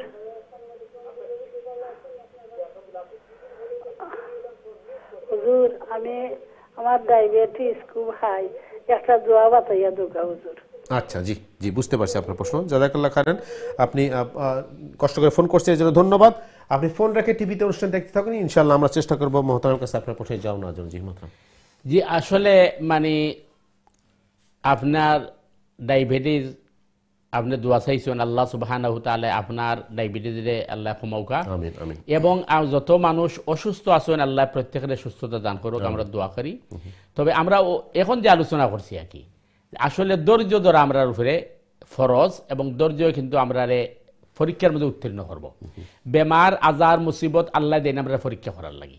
এই সময় আমরা আল্লাহর উপরে তাওয়াক্কুল রাখবো, এটার পয়লা 2 নম্বর আল্লাহ রসুল সাল্লাল্লাহু আলাইহি ওয়াসাল্লামে কইছেন ডায়াবেটিস হোক বা যে কোনো বেমার হোক আমরা চিকিৎসা লইতাম, বিজ্ঞ চিকিৎসকের পরামর্শ লইতাম, চিকিৎসা লইতাম। 3 নম্বর হইল যে প্রথম যেটা আছে আমরা আল্লাহ প্রতি করব, যেটা আপনি কইছেন। এই হিসাবে সবচেয়ে বড় দোয়া হইল যে আপনি পানি পান করুকা অথবা যে কোনো খানি খাওকা, এখানে ইজি জিনিস আমি আপনারা কয়ে দিলাম। আপনি আউযুবিল্লাহ বিসমিল্লাহ ফরিয়া সূরা ফাতিহা আলহামদু পড়বা। আর আলহামদুর আয়াত ইয়াকা না'বুদু ওয়া ইয়াকা নাস্তাঈন এটারে 7 বার পড়বা। পড়ার বাদে সূরা ফাতিহা শেষ করবা। এরপরে বিসমিল্লাহ ফরিয়া সূরা ইখলাস 3 বার পড়বা, ফালাক একবার, নাস একবার, আর দুরুদ ফরিয়া পানির মাঝে ফুটিবা, খানির মাঝে ফুটিবা। এরপরে ও ফানি আর ও ফানি খাইবা, অর্থাৎ প্রত্যেক খাইবার সময় আপনি ওলা খান করবা। তখন আশা করা যে আল্লাহ সাহায্য করবা। তার কারণ হইল কোরআনে এবং হাদিসে কইছে সূরা ফাতিহা হইল সবচেয়ে বড় শিফা। আর পৃথিবীর বিখ্যাত একজন আলিম হাফিজ ইবনুল কাইয়্যিম আল জাওজিয়া রাহিমাহুল্লাহ তাআলা আনহু তান জাদুল মাআদ কিতাব সিরাতুন নবী কিতাবত লেখছেন তিব্বে নববী, অর্থাৎ রাসূল সাল্লাল্লাহু আলাইহি ওয়াসাল্লামে চিকিৎসার ব্যাপারে যেগুলা কইছেন এর মাঝে এটা একটা তাই দিছেন যে সূরা ফাতিহা আর ফড়িয়া ফু দেওয়া, আর এর লগে হইল আপনি সূরা ইখলাস 3 বার পড়া, ফালাক নাস পড়া, দুরুদ ফড়িয়া ফু দিয়া আপনি খাওয়ার আগে সবসময় আমল করবা, ইনশাআল্লাহ আল্লাহ সাহায্য করবা। আর এটা হলো আল্লাহর উপরে তাওয়াক্কুল করা। আর বাকি তো চিকিৎসা যেটা আছে নিবা, আল্লাহ সাহায্য করবা ইনশাআল্লাহ। জাযাকাল্লাহু খাইরান। সম্মানিত দর্শক, আশা করি আপনার প্রশ্নের জবাব পেয়েছেন। মেইন পয়েন্ট হলো আমাদের চিকিৎসা নিতে হবে, পাশাপাশি আল্লাহ যে তদবির শিখিয়েছে সেগুলো তদবির আমরা করবো ইনশাআল্লাহ। জাযাকাল্লাহু খাইরান। সম্মানিত দর্শক, আপনার সুন্দর প্রশ্নের ধন্যবাদ। প্রিয় দর্শকবৃন্দ, আপনারা দেখছেন আপনাদের প্রিয় দিনী সমাধান, আপনাদের প্রশ্নের নিয়ে আমাদের অনুষ্ঠান। সো আপনারা প্রশ্ন করবেন, মতামত দিন ইনশাআল্লাহ সরাসরি লাইনে 023515073 দিস ইজ দ্য নাম্বার, অথবা যারা ইমেল করতে চান ইমেল করবেন সংক্ষিপ্ত আকারে dini@gmail.com অ্যাড্রেসে। প্রিয় দর্শকবৃন্দ, আমরা ছোট্ট একটি বিরতি যাব। বিরতির পর আবারও ফিরে আসছি ইনশাআল্লাহ আপনাদের প্রশ্নের জবাব দেওয়ার জন্য, এবং আজকের গুরুত্বপূর্ণ আলোচনা আমরা করবো ইনশাআল্লাহ। ততক্ষণ আমাদের সাথে থাকুন। আসসালামু আলাইকুম ওয়া রাহমাতুল্লাহি ওয়া বারাকাতুহু।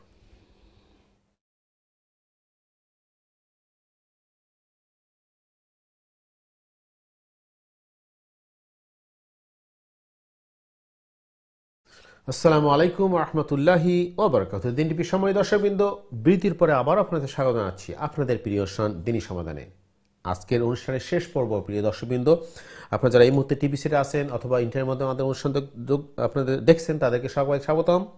প্রিয় দর্শকবৃন্দ, আমাদের অনুষ্ঠানে উপস্থিত হয়েছেন বরাবর মতো আমাদের প্রিয় মেহমান, আমাদের নিয়মিত মেহমান মোহতারাম মুফতি হাসান নজরুল সাহেব। আজকের গুরুত্বপূর্ণ আলোচনা এবং আপনাদের প্রশ্নের জবাব দেওয়ার জন্য আপনারা প্রশ্ন করবেন সরাসরি লাইনে 023515073 দিস ইজ দ্য নাম্বার, অথবা যারা ইমেল করতে চান ইমেল করবেন সংক্ষিপ্ত আকারে dini@gmail.com অ্যাড্রেসে। আমরা আলোচনা করছি ঈমান নিয়ে এবং রাসূল সাল্লাল্লাহু আলাইহি ওয়াসাল্লামের জীবনী নিয়ে, জীবন আদর্শ নিয়ে, তার সিরা নিয়ে। আপনারা এই ব্যাপারে প্রশ্ন করবেন অথবা অন্য কোনো দিনই ব্যাপারে আপনাদের প্রশ্ন জিজ্ঞাসা করবেন ইনশাআল্লাহ। আমরা চেষ্টা করবো আপনাদের প্রশ্নের জবাব দেওয়ার জন্য।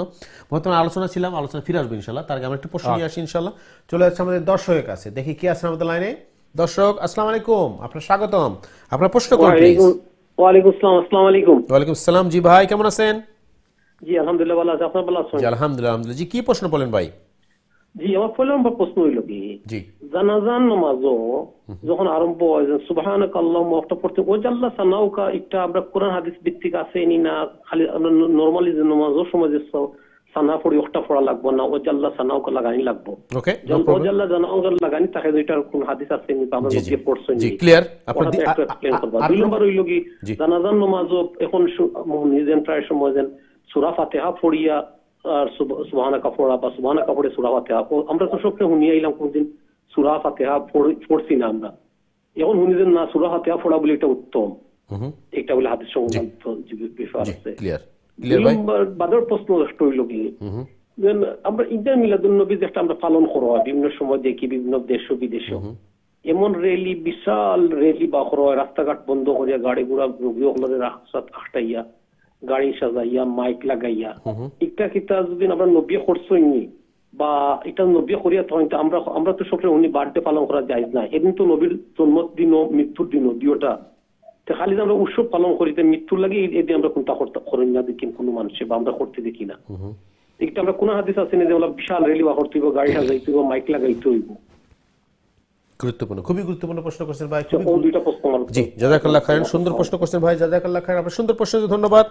আপনি দয়া করে লাইনে আপনি টিভিতে অনুষ্ঠান দেখতে থাকুন ইনশাআল্লাহ, আমরা আপনার প্রশ্নের জবাব দেওয়ার চেষ্টা করব। মোহতারাম জানাজান নামাজের সানা ভাই, আসলে খুব গুরুত্বপূর্ণ প্রশ্ন আপনি করছেন এবং আপনি যে শর্তগুলা লাগাইছেন যে এটা কোরআন হাদিসও আছে কিনা, এটার লাগে আপনারা ধন্যবাদ। কারণ একজন মুমিন আমার এবাদত করার আগে অবশ্যই এই এবাদত কোরআন হাদিস থেকে প্রুফ থাকতে হইব, রসুল থেকে আইতে হইব। এটা এবাদত হইব, এর বাহিরে এবাদত হইতো নাই। প্রথম জিনিস হইল যে আমরা জানাজার নামাজও সানা পড়ি, ওজাল্লা সানাউকা, এটা হাদিস থেকে প্রুফ আছে কি না? হাদিস থেকে অবশ্যই প্রুফ আছে। এবং এটা বুঝতে হইব যে সানা পড়া ফরজ নাই, মুস্তাহাব। সুতরাং ওজাল্লা সানাউকা সারাও যদি আপনি শুধু নমাজের যে সানা আছে আমরা যেটা পড়ি, এটা পড়লে তবু আদায় হইব, কোনো অসুবিধা নাই। ওজাল্লা সানাউকা বললেও তো সব একটু বেশি পাইবা কি, কারণ আপনি আল্লাহর বড়ত্বরে আর একটু বাড়াইলা। সুতরাং দুটোই আপনারা ঠিক আছে। 2 নম্বর যে প্রশ্নটা আপনি করছেন, এটা একটা ক্রিটিক্যাল প্রশ্ন। আর কি ক্রিটিক্যাল হইল যে বিষয়টা জানাজার নামাজও সূরা ফাতিহা পড়া। আমরা তো স্বভাবত আমরা জানাজার সূরা ফাতিহা পড়ছি না বা পড়ার সম্পর্কে আমরা জানি না। আর এখন আপনি শুনডা যে সূরা ফাতিহা জানাজার পড়া লাগবো, এই ব্যাপারে বিষয়টা হইল যে আমরা যে মাযহাবী যে বিষয় আছে এই ভিন্ন মতামত পাওয়া যায়। হানাফি মাযহাবের বক্তব্য হইল যে যেহেতু জানাজার নামাজ এটা কিন্তু স্বাভাবিক 5 ওয়াক্ত নামাজের মতো নাই, এটা একটা স্বভাবত দোয়ার মতো, সেহেতু এই নামাজের মাঝে সূরা ফাতিহা প্রয়োজন নাই। এটা হানাফি মাযহাবের বক্তব্য। আর বাকি মাযহাবের বক্তব্য হলো যেহেতু হাদিসও আইছে লা সালাতা ইল্লা বিফাতিহাতিল কিতাব, কোনো নামাজে শুদ্ধ হইতো নাই সূরা ফাতিহা ছাড়া, সুতরাং মাস্ট সূরা ফাতিহা পড়া লাগবে। 3 নম্বর তারা যে পয়েন্ট তারা হয়, এটা হইল তারার বক্তব্য হইল যে সূরা ফাতিহার আরেকটা নাম সূরাতুদ দোয়া, যেহেতু জানাজার নামাজ এটা মুর্দার লাগি দোয়া, সুতরাং সূরা ফাতিহা পড়াটা জরুরি। এখন প্রশ্ন হইল সূরা ফাতিহা জানাজাত না পড়লে জানাজা হইতো নাই, এটা হানাফি মাযহাবে এটা গ্রহণ করেন না, আর বাকি মাযহাবে সূরা ফাতিহা পড়তে হইব। সুতরাং আমরা প্রথম তাকবীরের বাদে যদি এই সানা পড়ার বাদে সূরা ফাতিহা পড়ি কোনো অসুবিধা নাই। আর যদি কেউ না পড়ে তার জানাজা হইতো না, এটা হওয়া যাইতো নাই, উভয়টার সুযোগ আছে।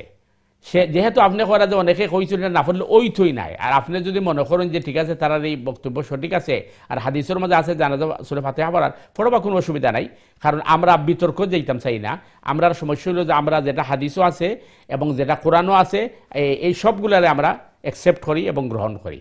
আশা করি ভাই ক্লিয়ার হয়েছে। এর বাদেটা ক্ষেত্রে আছে গুরুত্বপূর্ণ প্রশ্ন করছেন ভাই, যে রবিউল মাস, এরপরে যে বিষয়টা আপনি সুন্দর আলোচনা করছেন যে রবিউল আউয়াল আওয়ার বাদে ঈদে মিলাদুন নবীর নামে যে র্যালি বাহির হয়, এই র্যালিটা আসলে সুন্নত সম্মত কিনা, রাসূল করিম সাল্লাল্লাহু আলাইহি ওয়াসাল্লাম করছেন কিনা। প্রথম নম্বর হইল ভাই, আমরা জানি এবং মুসলিম উম্মার প্রথম থেকে নিয়া এটাই স্বীকৃত যে বছরে 2 ঈদ, এক ঈদের নাম ঈদুল ফিতর আর এক ঈদের নাম ঈদুল আদহা, যেটা কুরবানির ঈদ। তৃতীয় কোনো ঈদ ইসলামের মাঝে নাই, যদিও হাদিসও আছে শুক্রবারের দিনটা ঈদের দিন, এটা হইলো মানে ঈদের সাথে সামঞ্জস্য দেওয়া হয়েছে, এই দিন ফজিলত বোঝানি হয়েছে। আর তৃতীয় কোনো ঈদ নাই। আর ঈদে মিলাদুন্নবী নামে কোনো ঈদ রাসূল সাল্লাল্লাহু আলাইহি ওয়াসাল্লামে তো করা দূরের কথা, খুলাফায়ে রাশিদিনও করছেন না, তাবেঈনও করছেন না, তবে তাবেঈনও করছেন না। এর বহু যুগ পরে এটা ইরাক থেকে শুরু হয়েছিল। এটা হইলো এটা মানে ঈদে মিলাদুন্নবীর ইতিহাস। এরপরে আপনি যেটা প্রশ্ন করছেন রাসূল করিম সাল্লাল্লাহু আলাইহি ওয়াসাল্লাম করছেন কিনা, রাসূল করিম সাল্লাল্লাহু আলাইহি ওয়াসাল্লাম নিজেই যেহেতু কইছেন বার্থডে পালন করা এটা শরীয়ত সম্মত নাই, তাই আল্লাহ রাসূলের নিজের বার্থডে কেমনে পালন করবা?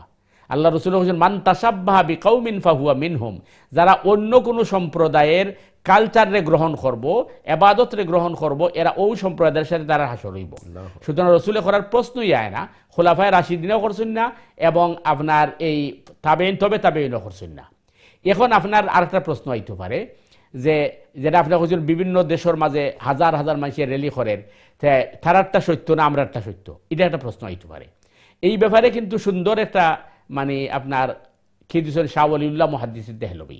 শাহ ওয়ালিউল্লাহ মুহাদ্দিস দেহলভী রাহিমাহুল্লাহ তাআলা আনহু কইছেন কোনো মাসআলা লইয়া যদি 2 গ্রুপের মাঝে দ্বন্দ্ব হয় আর এটা কোরআন হাদিস থেকে ক্লিয়ারেন্স পাওয়া না যায়, তাইলে দেখতে হইব এটা আহলে হরমের মাঝে আছে কিনা, অর্থাৎ মক্কা মদিনাতে আছে কিনা। মক্কা মদিনার যদি না থাকে তাইলে এটা গ্রহণ করা যাইত না। তার কারণ হইল মক্কা মদিনার ইসলাম যেটা আছে এটা তারা দেখিয়া মুসলমান, আমরা শূন্য মুসলমান। বাইতুল্লাহ রসুল থেকে যে নামাজ শুরু হয়েছিল মাঝখানে স্টপ হয়েছে না, মসজিদে নববী নামাজ শুরু হয়েছিল, স্টপ হয়েছে না। সুতরাং তারা দেখিয়া মুসলমান, আমরা আনা দেখিয়া মুসলমান। আপনি জানেন যে মাক্কা মদিনাত নাই, কমপ্লিট সৌদি আরবের মাঝে ঈদে মিলাদুন্নবী, বার্থডে এগুলোর কোনো অস্তিত্ব নাই। সুতরাং মানে আমরা যে জিনিসের মাঝে আপনার প্রশ্নবিদ্ধ, আর যারা করইন তারা এখন মুস্তাহাব, আর যারা করইন না তারা এখন বেদাত, এমন সমস্যা যখন দেখা দিলেইব, সে সঠিক আমরা জানি না, আল্লাহু আলাম। এখন যদি বেদাত হয় তাহলে জাহান্নামে যাইব, আর যদি মুস্তাহাব হয় তাহলে সওয়াব পাইব, অতটুক। সুতরাং এমন জিনিসটাকে পরিহার করা বালা, এই মানে এমন এবাদত যাওয়া ঠিক নাই যেটার মধ্যে কনফিউজ আছে অথবা সন্দেহ আছে। তবে যে বাই হলে ঈদে মিলাদুন্নবী খররা, আমরা তারারে মানে দোষী না এবং কি করি না, আমরা তার আবেগের শ্রদ্ধা করি, এবং আমরা প্রত্যেকের অনুরোধ করবো যে আমরা এমন আমল করতাম যে আমল কোরআন এবং হাদিসে প্রুফ করে, যেটা আল্লাহ রসুলে করছেন, সাহাবাই কেরামে করছেন এবং তাবেঈনে করছেন। কারণ জুম্মার মাঝে আমরা খুতবাত হাদিস শুনি, খাইরুল কুরুনে কারনি সুম্মাল্লাযীনা ইয়ালুনাহুম সুম্মাল্লাযীনা ইয়ালুনাহুম, সবথেকে উত্তম যুগ আমি মুহাম্মদুর রাসূলুল্লাহ সাল্লাল্লাহু আলাইহি ওয়াসাল্লামের যুগ, এরপরে সাহাবাই কেরামের যুগ, এরপরে তাবেঈনের যুগ। সুতরাং এই তিন যুগ হইল আমরা অনুসরণীয়, অনুকরণীয়। এই তিন যুগ না থাকলে এটা ইবাদত হইতো নাই। আপনার সুন্দর প্রশ্নের লাগি ভাই আপনার ধন্যবাদ। এবং আর প্রত্যেক ভাই এবং বোন আমরা যারা আছি, আমরা আল্লাহ রসুল সাল্লাল্লাহু আলাইহি ওয়াসাল্লামের সুন্নাহ ফলো করার আমরা চেষ্টা করব। আল্লাহ আমরা তৌফিক দান করুক। আল্লাহু আ'লাম বিসসাওয়াব। জাযাকাল্লাহু মোহতারাম, সুন্দর প্রশ্ন এবং খুবই বিশদ আলোচনা আমরা পেলাম মোহতারামের কাছ থেকে। সুপ্রিয় দর্শক, আপনারা অবশ্যই শুনলে জানলেন। আসলে আমাদের এই জিনিসটা জানা দরকার যে কোনটা সঠিক, ইসলাম কি বলে এবং কোনটা আমাদের জরুরি, আমাদের জন্য যেটা আপনি বললেন ফরজ সুন্নাহ যেটা আমাদের জরুরি, সেটা বাদ দিয়ে আমরা মুস্তাহাব নিয়ে কেন দৌড়াদৌড়ি করবো, যেখানে কনফিউশন রয়েছে আমরা অ্যাভয়েড করবো কনফিউশন করে। ধন্যবাদ আপনার প্রশ্ন করার জন্য। চলে যাচ্ছে আমাদের পরবর্তী দর্শক আছে ইনশাআল্লাহ। দর্শক আসসালামু আলাইকুম, আপনার প্রশ্ন করুন প্লিজ। জি আসসালামু আলাইকুম। জি আসসালামু আলাইকুম, আপনি ভালো আছেন?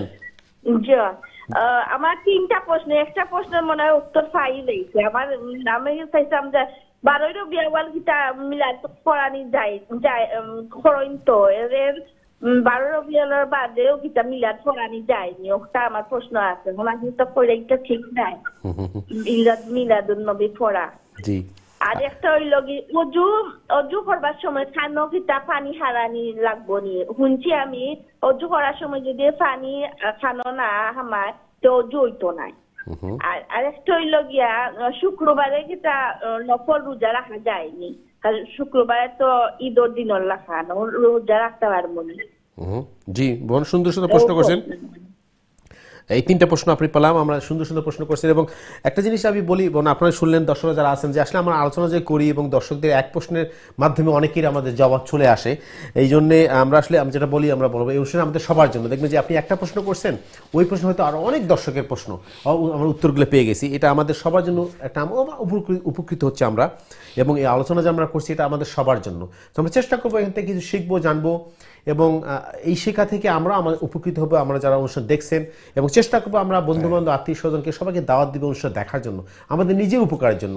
এবং আমরা এখান থেকে কিছু হলেও শিখতে পারি, সেটা আমাদের আলটিমেটলি আমাদের উপকার হবে, আমাদের কাজে লাগবে ইহকালে এবং পরকালে। আল্লাহ আমাদের সবাই তৌফিক দান করুক। আমরা চলে যাচ্ছি আমাদের পরবর্তী দর্শক আছে ইনশাআল্লাহ। দর্শকের প্রশ্নটা নিয়ে নিই, এরপর আমরা উত্তরে চলে যাব। দর্শক আসসালামু আলাইকুম, আপনার প্রশ্ন করুন প্লিজ। আসসালামু আলাইকুম। জি ওয়ালাইকুম সালাম। জি ভাই, কি প্রশ্ন বলেন? আমার মসজিদ একটা আফ্রিকান মুসলিম ভাই হল মসজিদ, জি জি, এটা যখন খুতবা পড়া হয়, তারা পয়লা বিগিনিং যখন আলহামদুলিল্লাহ নাহমাদ যখন পড়িয়া মাঝখানে 2-3টা আয়াত পড়ে ওন এক্সপ্লেইন করিয়া শেষে দিবার বইবার আগে সামান্য কোরআন 2 আয়াত পড়িয়া বইয়া উঠে এইবার বিগিনিং খুতবার পয়লা অংশ যেন ওখান পড়ে এইবার দেখেন এক্সপ্লেন করা ইংলিশ বা আজকের সাবজেক্ট কিতা বা ইদিনের তাৎপর্য কিতা বা বিভিন্ন সাবজেক্টের উপরে তারা আলোচনা করিয়া বাদে লাস্টে দোয়া করিয়া বাদে তারা যে খুতবা শেষ হয়ে যায়। অথচ বাংলাদেশও দেখলাম যে খুতবা আরবি তো একবার ফলাতেন শেষ পর্যন্ত, আমরা কোনটা বুঝিও না, বুঝি কি। এখন দেখি প্রায় সময় বিতর্ক হয় যে না, এরা যারা এক্সপ্লেন করবেন খুতবার আরবি পড়িয়া একটা জায়েজ না, একটা বেদাত। আর তারা অন্যান্য দুই এখন দিকে আল্লাহ কইলেন না, খুতবা বুঝতে হইব, তুমি কিন্তু আমরা পড়িয়া যাইলাম, তো একটা না বুঝলে তো তুমি গফ করবা বা ঘুমাইবা জিমাইবা। তো একটা সবচেয়ে উত্তম হইল কি তুমি একটা এক্সপ্লেন করিয়া একটা কোরআন হাদিস ভিত্তিক অনুসারে কোনটা হইতো ওটাতে একটু কইবা আমার। জাযাকাল্লাহ ভাই, খুবই গুরুত্বপূর্ণ প্রশ্ন করছেন, খুবই সমসাময়িক প্রশ্ন, এবং এটা আমাদের জানা দরকার এই জিনিসটা আসলে খুতবা জিনিসটা কি এবং কেন খুতবা আমাদের আন্ডারস্ট্যান্ডিং করতে হবে, বুঝতে হবে, জানতে হবে এই উদ্দেশ্যটা কি। এবং আমরা আসবো ফিরে আপনার আলোচনায় এবং আপনার প্রশ্নের জবাব দেওয়ার চেষ্টা করব। এবং দর্শকরা আপনারা অবশ্যই আমাদের সাথে থাকবে এই প্রশ্নের জবাবটা শোনার জন্য। খুবই গুরুত্বপূর্ণ একটা টপিক নিয়ে আসছেন আমাদের সম্মানিত দর্শক, আপনাকে ধন্যবাদ যাচ্ছি আপনার এই প্রশ্নের জন্য। আপনার অনুষ্ঠান দেখতে থাকুন ইনশাল্লাহ। মোহতারাম, আমরা প্রথম বোনের প্রশ্নে চলে যাই, রবিউল আউয়াল নিয়ে উনি প্রশ্ন করছেন। জি বোন, আসলে মানে রবিউল আউয়ালের ব্যাপারে যে প্রশ্ন, রসুল করিম সাল্লাল্লাহু আলাইহি ওয়াসাল্লামের জন্মদিন জাগে, আমরা পয়লা বোঝা দরকার আল্লাহ রসুল সাল্লাল্লাহু আলাইহি ওয়াসাল্লামের জন্মদিন আমরা করণীয় কি। বিষয়টা হইল যে বার্থডে অথবা জন্ম তারিখ এটা পালন করা শরীয়তের মাঝে এটার কোনো সুযোগ নাই, এটা প্রথম জিনিস। সুতরাং রসুল করিম সাল্লাল্লাহু আলাইহি ওয়াসাল্লাম বার্থডে পালন করার প্রশ্নই আয় না, যেহেতু এটা ইসলামে এলাও করে না। 2 নম্বর হইল যে 12ই রবিউল আউয়াল আমরা কোনো করণীয় আছে কিনা। আমরা প্রথম থেকে লইয়া আমরা আলোচনা করলাম যে রসুল করিম সাল্লাল্লাহু আলাইহি ওয়াসাল্লামের সম্মান হইল আল্লাহর বাদে সবচেয়ে বেশি, সৃষ্টি জগতের মাঝে সবথেকে বেশি সম্মান রসুল করিম সাল্লাল্লাহু আলাইহি ওয়াসাল্লামের। তো আল্লাহ আর রসুল সাল্লাল্লাহু আলাইহি ওয়াসাল্লাম এত সম্মানী ও আর বাদে আমরা রসুল করিম সাল্লাল্লাহু আলাইহি ওয়াসাল্লাম বার্থডে করি রসুলের সম্মান বাড়াইলাম না, কারণ এটা সবেরই করে। আর আমরা জানিও কথা যে রসুল সাল্লাল্লাহু আলাইহি ওয়াসাল্লাম রে একদিন অথবা 1 মাসের লাগি রসুল সাল্লাল্লাহু আলাইহি ওয়াসাল্লাম অনুসরণ করা হয়েছে না। রসুল সব সময়ের লাগে আমরা মডেল, প্রতি মুহূর্ত আমরা রসুল করিম সাল্লাল্লাহু আলাইহি ওয়াসাল্লাম অনুসরণ করা লাগবো। একদিন মাত্র আমরা মনে করো গা মিলাদ করলাম, কিছু সিন্নিসাত করলাম, তাইলে তো রসুলটা ছোটো করলাম, রসুলটা বড় হচ্ছি না, রসুল এর চেয়ে বড়। রসুল তো রাহমাতাল লিল আলামিন, জগৎ সমূহের লাগে আল্লাহর রহমত হিসেবে। একটু পরে আমি যে আপনি বার্থডে সেলিব্রেট করলেন, forget about the allowed or not, জায়েজ অর না জায়েজ, আপনি বার্থডে সেলিব্রেট করে তাকে কি সম্মানিত করলেন, এটা কি আমাদের বেনিফিটটা কি? এটা আমরা আপনি তো ছোটো করলা, আল্লাহ হচ্ছেন রাহমাতাল লিল আলামিন, আর আপনি 1 মাসের মধ্যে সীমাবদ্ধ করলা, রসুল নেই একদিনের ভিতরে সীমাবদ্ধ করলা। এরপরের বিষয়টা হইল তাইলে আমরা করণীয় আছে কিনা। বই আসল বিষয় হইল হাদিসের মাঝে আছে আল্লাহ রসুল সাল্লাল্লাহু আলাইহি ওয়াসাল্লামের প্রতি সোম এবং বৃহস্পতিবারে রোজা রাখতা। আল্লাহ রসুলের জিজ্ঞাসা নিল, ইয়া রাসূলুল্লাহ আপনি এই 2 দিন রোজা রাখুন কেন? রসুল করিম সাল্লাল্লাহু আলাইহি ওয়াসাল্লাম কইলা এই 2 দিন সপ্তাহের মধ্যে বান্দার আমল আল্লাহর কাছে পৌঁছানি হয়, এটা একটা কারণ। যে কারণে আমি চাই আমার মানে আমলটা রোজা অবস্থায় গিয়া পৌঁছক। 2 নম্বর কারণ সোমবারের দিন আমার জন্ম হয়েছে, এর কারণে আল্লাহর শুকরিয়া আদায় করতে গিয়ে আমি রোজা রাখি। সুতরাং কেউ যদি ইচ্ছা করেন তাইলে রসুলের জন্মদিন সোমবার তাই রোজা রাখতে পারেন। তবে এটা শুধু 12ই রবিউল আউয়াল নাই, কেউ যদি অভ্যাস বানালে সপ্তাহে সোম এবং বৃহস্পতি আমি রোজা রাখবো যেভাবে রসুলের রাখছিলাম, তখন তো 12ই রবিউল আউয়াল সোমবার ফলে অটোমেটিকলি এটা ওদিন পড়বো। সেহেতু এই আমল করা, রসুলের এই সুন্নাহর উপরে আমল করা এটা হলো উচিত। এরপরে সম্ভবত বোনের আরেকটা প্রশ্ন হলো যে শুধু শুক্রবারের দিন রোজা রাখা ঠিক আছে কিনা। শুধু শুক্রবারের ফিক্সড করিয়া রোজা রাখা এটা মাকরু। কেনে মাকরু? এটারে আপনি আলাদা করে দিলা। হ্যাঁ, আপনি যদি মনে করুকা হাদিস আছে আইয়ামে বিদের রোজা রাখা, প্রত্যেক সানডের 13, 14, 15 এই 3 দিন রোজা রাখা রসুলের সুন্নত। এখন আইয়ামে বিদের 3 দিনের মাঝে হয়ে গেছে বুধ, বৃহস্পতি, শুক্র, এটা রাখার মধ্যে অসুবিধা নাই। কিন্তু কেউ আমল বানাই নিল শুধু শুক্রবারে রোজা রাখে, তাহলে বোঝা গেল এটা তার পক্ষ থেকে আলাদা একটা ফজিলত বানাই দিছে, এটা ইসলামে শিখাইছে না। এর লাগে শুধু শুক্রবারে ফজিলতের নিয়তে রোজা রাখা এটা মাকরু, অপছন্দনীয়। মনে একটা প্রশ্ন ছিল যে উযু করার সময় কানের মধ্যে পানি দেবে। এরপরে আপনাদের রাখুন যে অজু করার সময় খানের ভিতরে পানি পৌঁছা, খানের ভিতরে পানি পৌঁছার মানে মিনস কিটা এটা আমরা বোঝা লাগবে। আপনি কইছেন যে খানের ভিতরে পানি না পৌঁছলে অজু হইতো নাই। খানের ভিতরে আপনি যদি মেডিসিন দেন ড্রপ করে ভিতরে দেন, তো এইভাবে পানি দেওয়ার কথা তো হয়েছে না। 1 নাম্বার 2 হলো খানের ভিতরে পানি পৌঁছানি তো ফরজ নাই, চেহারা দৌত করা ফরজ। এখন প্রশ্ন আইছে যে খানের এই যে আউটসাইড যেটা আছে এটা চেহারার অংশের মাঝে পড়ে কিনা। তো খানের এই আউটসাইড রে চেহারার লগে দোয়াটা ফরজ। আর এর কারণে মানে মাসআলা হইলো যখন মাথা মাসে করি আমরা তখন 2 খানি আঙ্গুল দিয়ে খানের ভিতরে এইভাবে ঢুকাই, আর বুড়ি আঙ্গুল দিয়ে খানের সাইডে দিয়ে এইভাবে আনা হইলো সুন্নত। আর খানের ভিতরে পানি পৌঁছানি এটা অজুর মাঝে ফরজ নাই। আর কেউ যদি খানের ভিতরে পানি পৌঁছায় তখন তো অসুস্থ হয়ে যাব, আর ইসলামে এমন জিনিস শিখাইছে না। তবে খানি আঙ্গুল ঢুকাই মাসা করার সময় খানি আঙ্গুল ঢুকাইয়া বিজা আঙ্গুল ঢুকাইয়া মাছে করা আর সাইডে দিয়ে এইভাবে মাছে করা, এটা হলো সুন্নত। আশা করি ক্লিয়ার হয়েছে। এর বাদে মেইন পয়েন্টটা হলো যে আঙ্গুলটা ভিজিয়ে নিয়ে মাছে করতে হবে, মুসা আর কি, মানে ভেতরে ভিজাই তো হইব না, মানে মাথা মাছের লাগে আত ভিজা আছে, ওই ভিজা এই ভিজা আত দিয়া খানি আঙ্গুল ঢুকাইয়া এরপর খানের মধ্যে দেওয়া। জাযাকাল্লাহ খাইরান। সম্মানিত বোন, আশা করি আপনার প্রশ্নের জবাব পেয়ে গেছেন। যদি এরপরে কনফিউশন থাকে আবার প্রশ্ন করতে চান, প্রশ্ন করবেন ইনশাআল্লাহ। চলে যাচ্ছে আমাদের পরবর্তী দর্শক আছে, দেখি কে আছেন আমাদের লাইনে। দর্শক আসসালামু আলাইকুম, আপনার প্রশ্ন করুন প্লিজ। আসসালামু আলাইকুম। ওয়ালাইকুম আসসালাম ওয়া রাহমাতুল্লাহ। জি ভাই, আপনার কি প্রশ্ন আছে প্লিজ? জি, আমার ছোট্ট একটা প্রশ্ন আছে। জি প্লিজ, কুইকলি।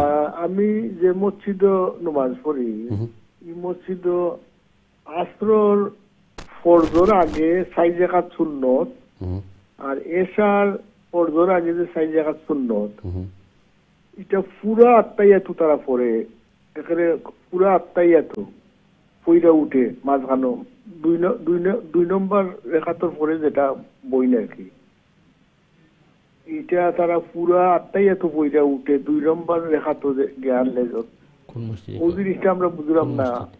আমরা দেশে তো আবার ইলা নাই। আচ্ছা, আপনার একটু লাইনে থাকেন ভাই, আপনার প্রশ্নটা একটু ক্লিয়ার করি। আপনি বলছেন আসরের এবং এশা, যে ওই যে সুন্নত যেটা আর কি ফরজের আগে যে 6 রাকাত সুন্নত। জি, সুন্নত তো একা, আপনি একা একা পড়বেন আসর এবং এশার? না না, জমাতের সাথে না, ওই একা একা, ওই যে একা একা সুন্নত একা একা। কিন্তু তারা তো দেখছি আমি, তারা দেখছি আপনার পুরো আত্মাইয়াতু 2 নম্বর রেখা তো গিয়া যে বই জেনে যে বৈঠক আছে, আপনি কি বৈঠকের মাঝে পুরো আত্মাইয়াতু পড়ে? জি ভাই, আপনি একটু আমার সাথে কথা বলেন, আপনি ফোনে থেকে আসরের নামাজ এবং এশার নামাজের সুন্নতের কথা বলছেন আপনি? সুন্নত, জি সুন্নতে তারা একা একা নামাজ পড়তেছে, আপনি কিভাবে বুঝবেন তারা কিভাবে নামাজ পড়তেছে, কোন তাসবিহ পড়তেছে? আমি তো দেখছি বা তারা কয়ও এই মসজিদ হলো পাকিস্তানি।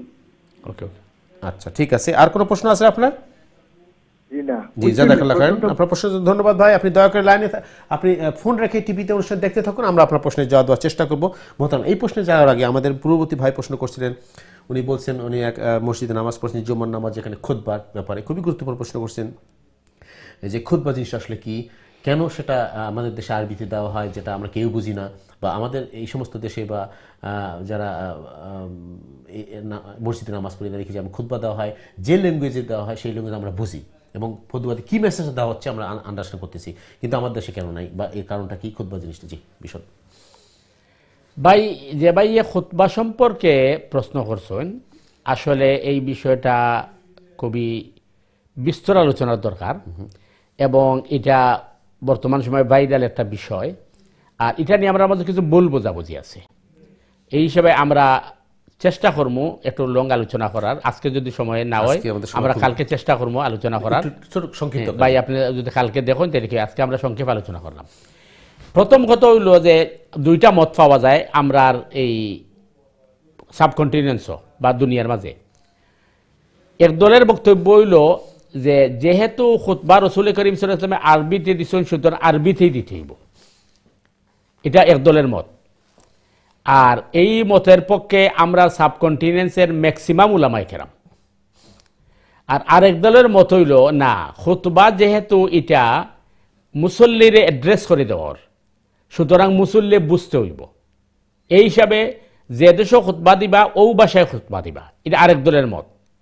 কিন্তু প্রথম দলের বক্তব্য হইল যে যদি মানে মুসল্লি বোঝা জরুরি হয় তাইলে নামাজের কেরাত তো মাতৃভাষায় দেওয়া দরকার। এই ধরনের অনেকগুলা মানে আপনার প্রশ্ন উত্থাপন করা হয়, সুতরাং এই প্রশ্নগুলো একটা বিস্তর আলোচনার দরকার। আমরা চেষ্টা করবো আগামীকালকে খুতবার উপরে আলোচনা করার। তা আপনি যেটা কইছেন যে মসজিদে আপনি নামাজ পড়রা, এই মসজিদের তারা যারা নামাজ পড়ায় তারা প্রথমে আপনার এই হামদ সানা দিয়ে শুরু করেন, এরপরে তারা এটা ট্রান্সলেট করেন ইংলিশ বা অন্য কোনো ভাষায়, এরপরে দ্বিতীয় খুতবা একই লেখান পড়েন। এখন আপনার নামাজ হইব কিনা? সহজ আনসার হইলে আপনার নামাজ হইব। সেনে খুতবার লাগে শর্ত হওয়া হয়েছে কথা হামদ সানা থাকতো আর এই আপনার তাসবিহ থাকতো শেষ। এখন একজনের যদি খুতবা ফুরা পড়তে না পারে বা কয়েকজন বাই দল হয়েছিল, এর মাঝে কোনো আলিম নাই খুতবা পড়া, এখন জুমার নামাজ আইন কেমনে পড়াইবা? তাই যদি সুরে ফাতিহা পড়িলাইন তবু খুতবা আদায় হয়ে যাব, আগামীকালকে আলোচনা করি, আদায় হয়ে যাব। অথবা তাই সুবহানাল্লাহ আলহামদুলিল্লাহ ওয়া লা ইলাহা ইল্লাল্লাহ আল্লাহু আকবার ফরিলিছেন আদায় হইব। তো আমরা আগামীকালকে ইনশাআল্লাহ চেষ্টা করব বিস্তার আলোচনা করার। ভাই আপনি শুনবা, আশা করি আপনি মানে মাইন্ড করতে না, এখানে আমরা সময় আজকের লাগি সংকীর্ণ হয়ে গেছে, আর এটা বিস্তার আলোচনা না করলে এটা ক্লিয়ার করা যেত না। যে আমরা পরবর্তী প্রশ্ন চলে যাচ্ছি, আমাদের সময় খুব কম, 2 মিনিট সময় আছে। উনি বলছেন যে এক মসজিদে উনি দেখছেন আসরের নামাজে এবং ঈশার নামাজের পূর্বে যে সুন্নাহ হয় সেখানে তারা যে জি ভাই, আসলে আপনার প্রশ্ন থেকে যেটা বোঝা গেছে যে এরা যখন সুন্নত পড়ে তারা ওর দ্বিতীয় রাখাত বৈঠকের মাঝে যেন আমরা তাশাহুদ পড়িয়ে উঠি, এরা পুরা মানে কে করে জলসা করে। এটা হয়তো আপনি তারা জিজ্ঞাসেন খেনে দেরি করে তারা হয়েছে ওলা করে। এটা দুইটা কারণ হইতে পারে। একটা কারণ হইল যে দ্বিতীয় রাখাতো 4 রাখাতো সুন্নত, দ্বিতীয় রাখাতো আত্তাহিয়াতুর বাদে দুরুদ পড়া যাইব কিনা। হানাফি মাযহাবে হইছে দুরুদ পড়া যাইতো না। এখানে রাসূল করিম সাল্লাল্লাহু আলাইহি ওয়াসাল্লামে কিন্তু দ্বিতীয় রাখাতো বইয়া দুরুদ পড়ছেন না, দোয়া মাসুরা পড়ছেন না। কিন্তু ইমাম শাফি রহমতুল্লাহ আলীর বক্তব্য হইল দুরুদ তো আর এটা গুনার জিনিস নাই, আল্লাহ রসুলের উপরে দুরুদ পড়লে কোনো অসুবিধা নাই। তো শাফি মাযহাবে ইনকারেজ করে আপনি দিও বৈঠকের মাঝে ফোড়া পড়তে পারবা, কোনো অসুবিধা নাই। সুতরাং তারা যেটা কররা এটা গুনাহ করা, এটা হওয়া যাইতো নাই। তবে আমরা রেকগনাইজ করবো যে দ্বিতীয় রাখা তো মানে দুরুদ না পড়ার এখানে যেহেতু রসুল করিম সাল্লাল্লাহু আলাইহি ওয়াসাল্লাম সুন্নাহ থেকে এটা ক্লিয়ার নাই এবং সাহাবাই কেরামও এইভাবে পড়ছেন না, যদিও এটা বালাখাম। কারণ রসুল করিম আত্তাহিয়াতু পড়িয়া এরপরে উঠে গেছেন, আর শেষ বৈঠকও গিয়ে দুরুদ এবং দোয়া মাসুরা সব পড়ছেন এবং আরও দোয়া হল পড়ছেন। আশা করি ভাই ক্লিয়ার হয়েছে। এর বাদেও যদি কনফিউজ থাকে আগামীকালকে ইনশাআল্লাহ আপনি আবার আইবা। জাযাকাল্লাহ মোহতারাম, আমাদের সময় খুবই কম। সুপ্রিয় দর্শকবৃন্দ, মোহতারাম আপনাকে আবারও অন্তস্থিত ধন্যবাদ জানাচ্ছি, শুকরিয়া আদায় করছি। স্বল্প সময়ের মধ্যে আমরা অনেক কিছু শিখলাম, জানলাম কোরআন হাদিস থেকে। প্রিয় দর্শকবৃন্দ, আপনারাও শুনলেন, জানলেন, আমরা অনেক কিছু জানতে পারলাম আজকে কোরআন হাদিস থেকে, এবং অনেক প্রশ্নের জবাবের মাধ্যমে আমরা আমাদের সম্মানিত মেহমান যেন দোয়া করি আল্লাহ তাকে সুস্থ দান করুন, দীর্ঘ দান করুন, যেন তার কাছে আমরা কোরআন হাদিসে আলোচনা আরও বেশি বেশি শুনতে পারি, শিখতে পারি, জানতে পারি ইনশাআল্লাহ। আমরা আজকের মধ্যে বিদায়। প্রিয় দর্শকবৃন্দ, বিদায়ের আগে আপনাদের সবাইকে ধন্যবাদ জানাচ্ছি, শুকরিয়া আদায় করছি। শুরু থেকে যারা প্রশ্ন করছেন, মতামত দিয়েছেন, আমাদের অনুষ্ঠান দেখছেন, আল্লাহ আমাদের সবাইকে আরও তৌফিক দান করুক ইসলামকে সঠিকভাবে জানার জন্য, বোঝার জন্য এবং সঠিকভাবে ফলো করার জন্য। আমরা আগামীকালকে অনুষ্ঠান করব সে নির্দিষ্ট সময়ে 8:30 ইউকে টাইমে। আপনারা দেখবেন, প্রশ্ন করবেন, মতামত দিবেন, আপনারা নিজে দেখবেন, আত্মীয় স্বজন বন্ধু বান্ধবকে সবাইকে দাওয়াত দিব অনুষ্ঠান দেখার জন্য, যাতে আমরা সবাই উপকৃত হই অনুষ্ঠান থেকে। আমরা আজকের মধ্যে বিদায় হচ্ছি। প্রিয় দর্শকবৃন্দ, বিদায়ের আগে আমরা যেটা বড় ভাই বলি, আল্লাহ আমাদেরকে সুস্থ রাখুন, সহি সালামত রাখুন, দিনের পথে রাখুন, এই প্রত্যাশায় আজকের মতো বিদায়। আসসালামু আলাইকুম ওয়া রাহমাতুল্লাহি ওয়া বারাকাতুহু।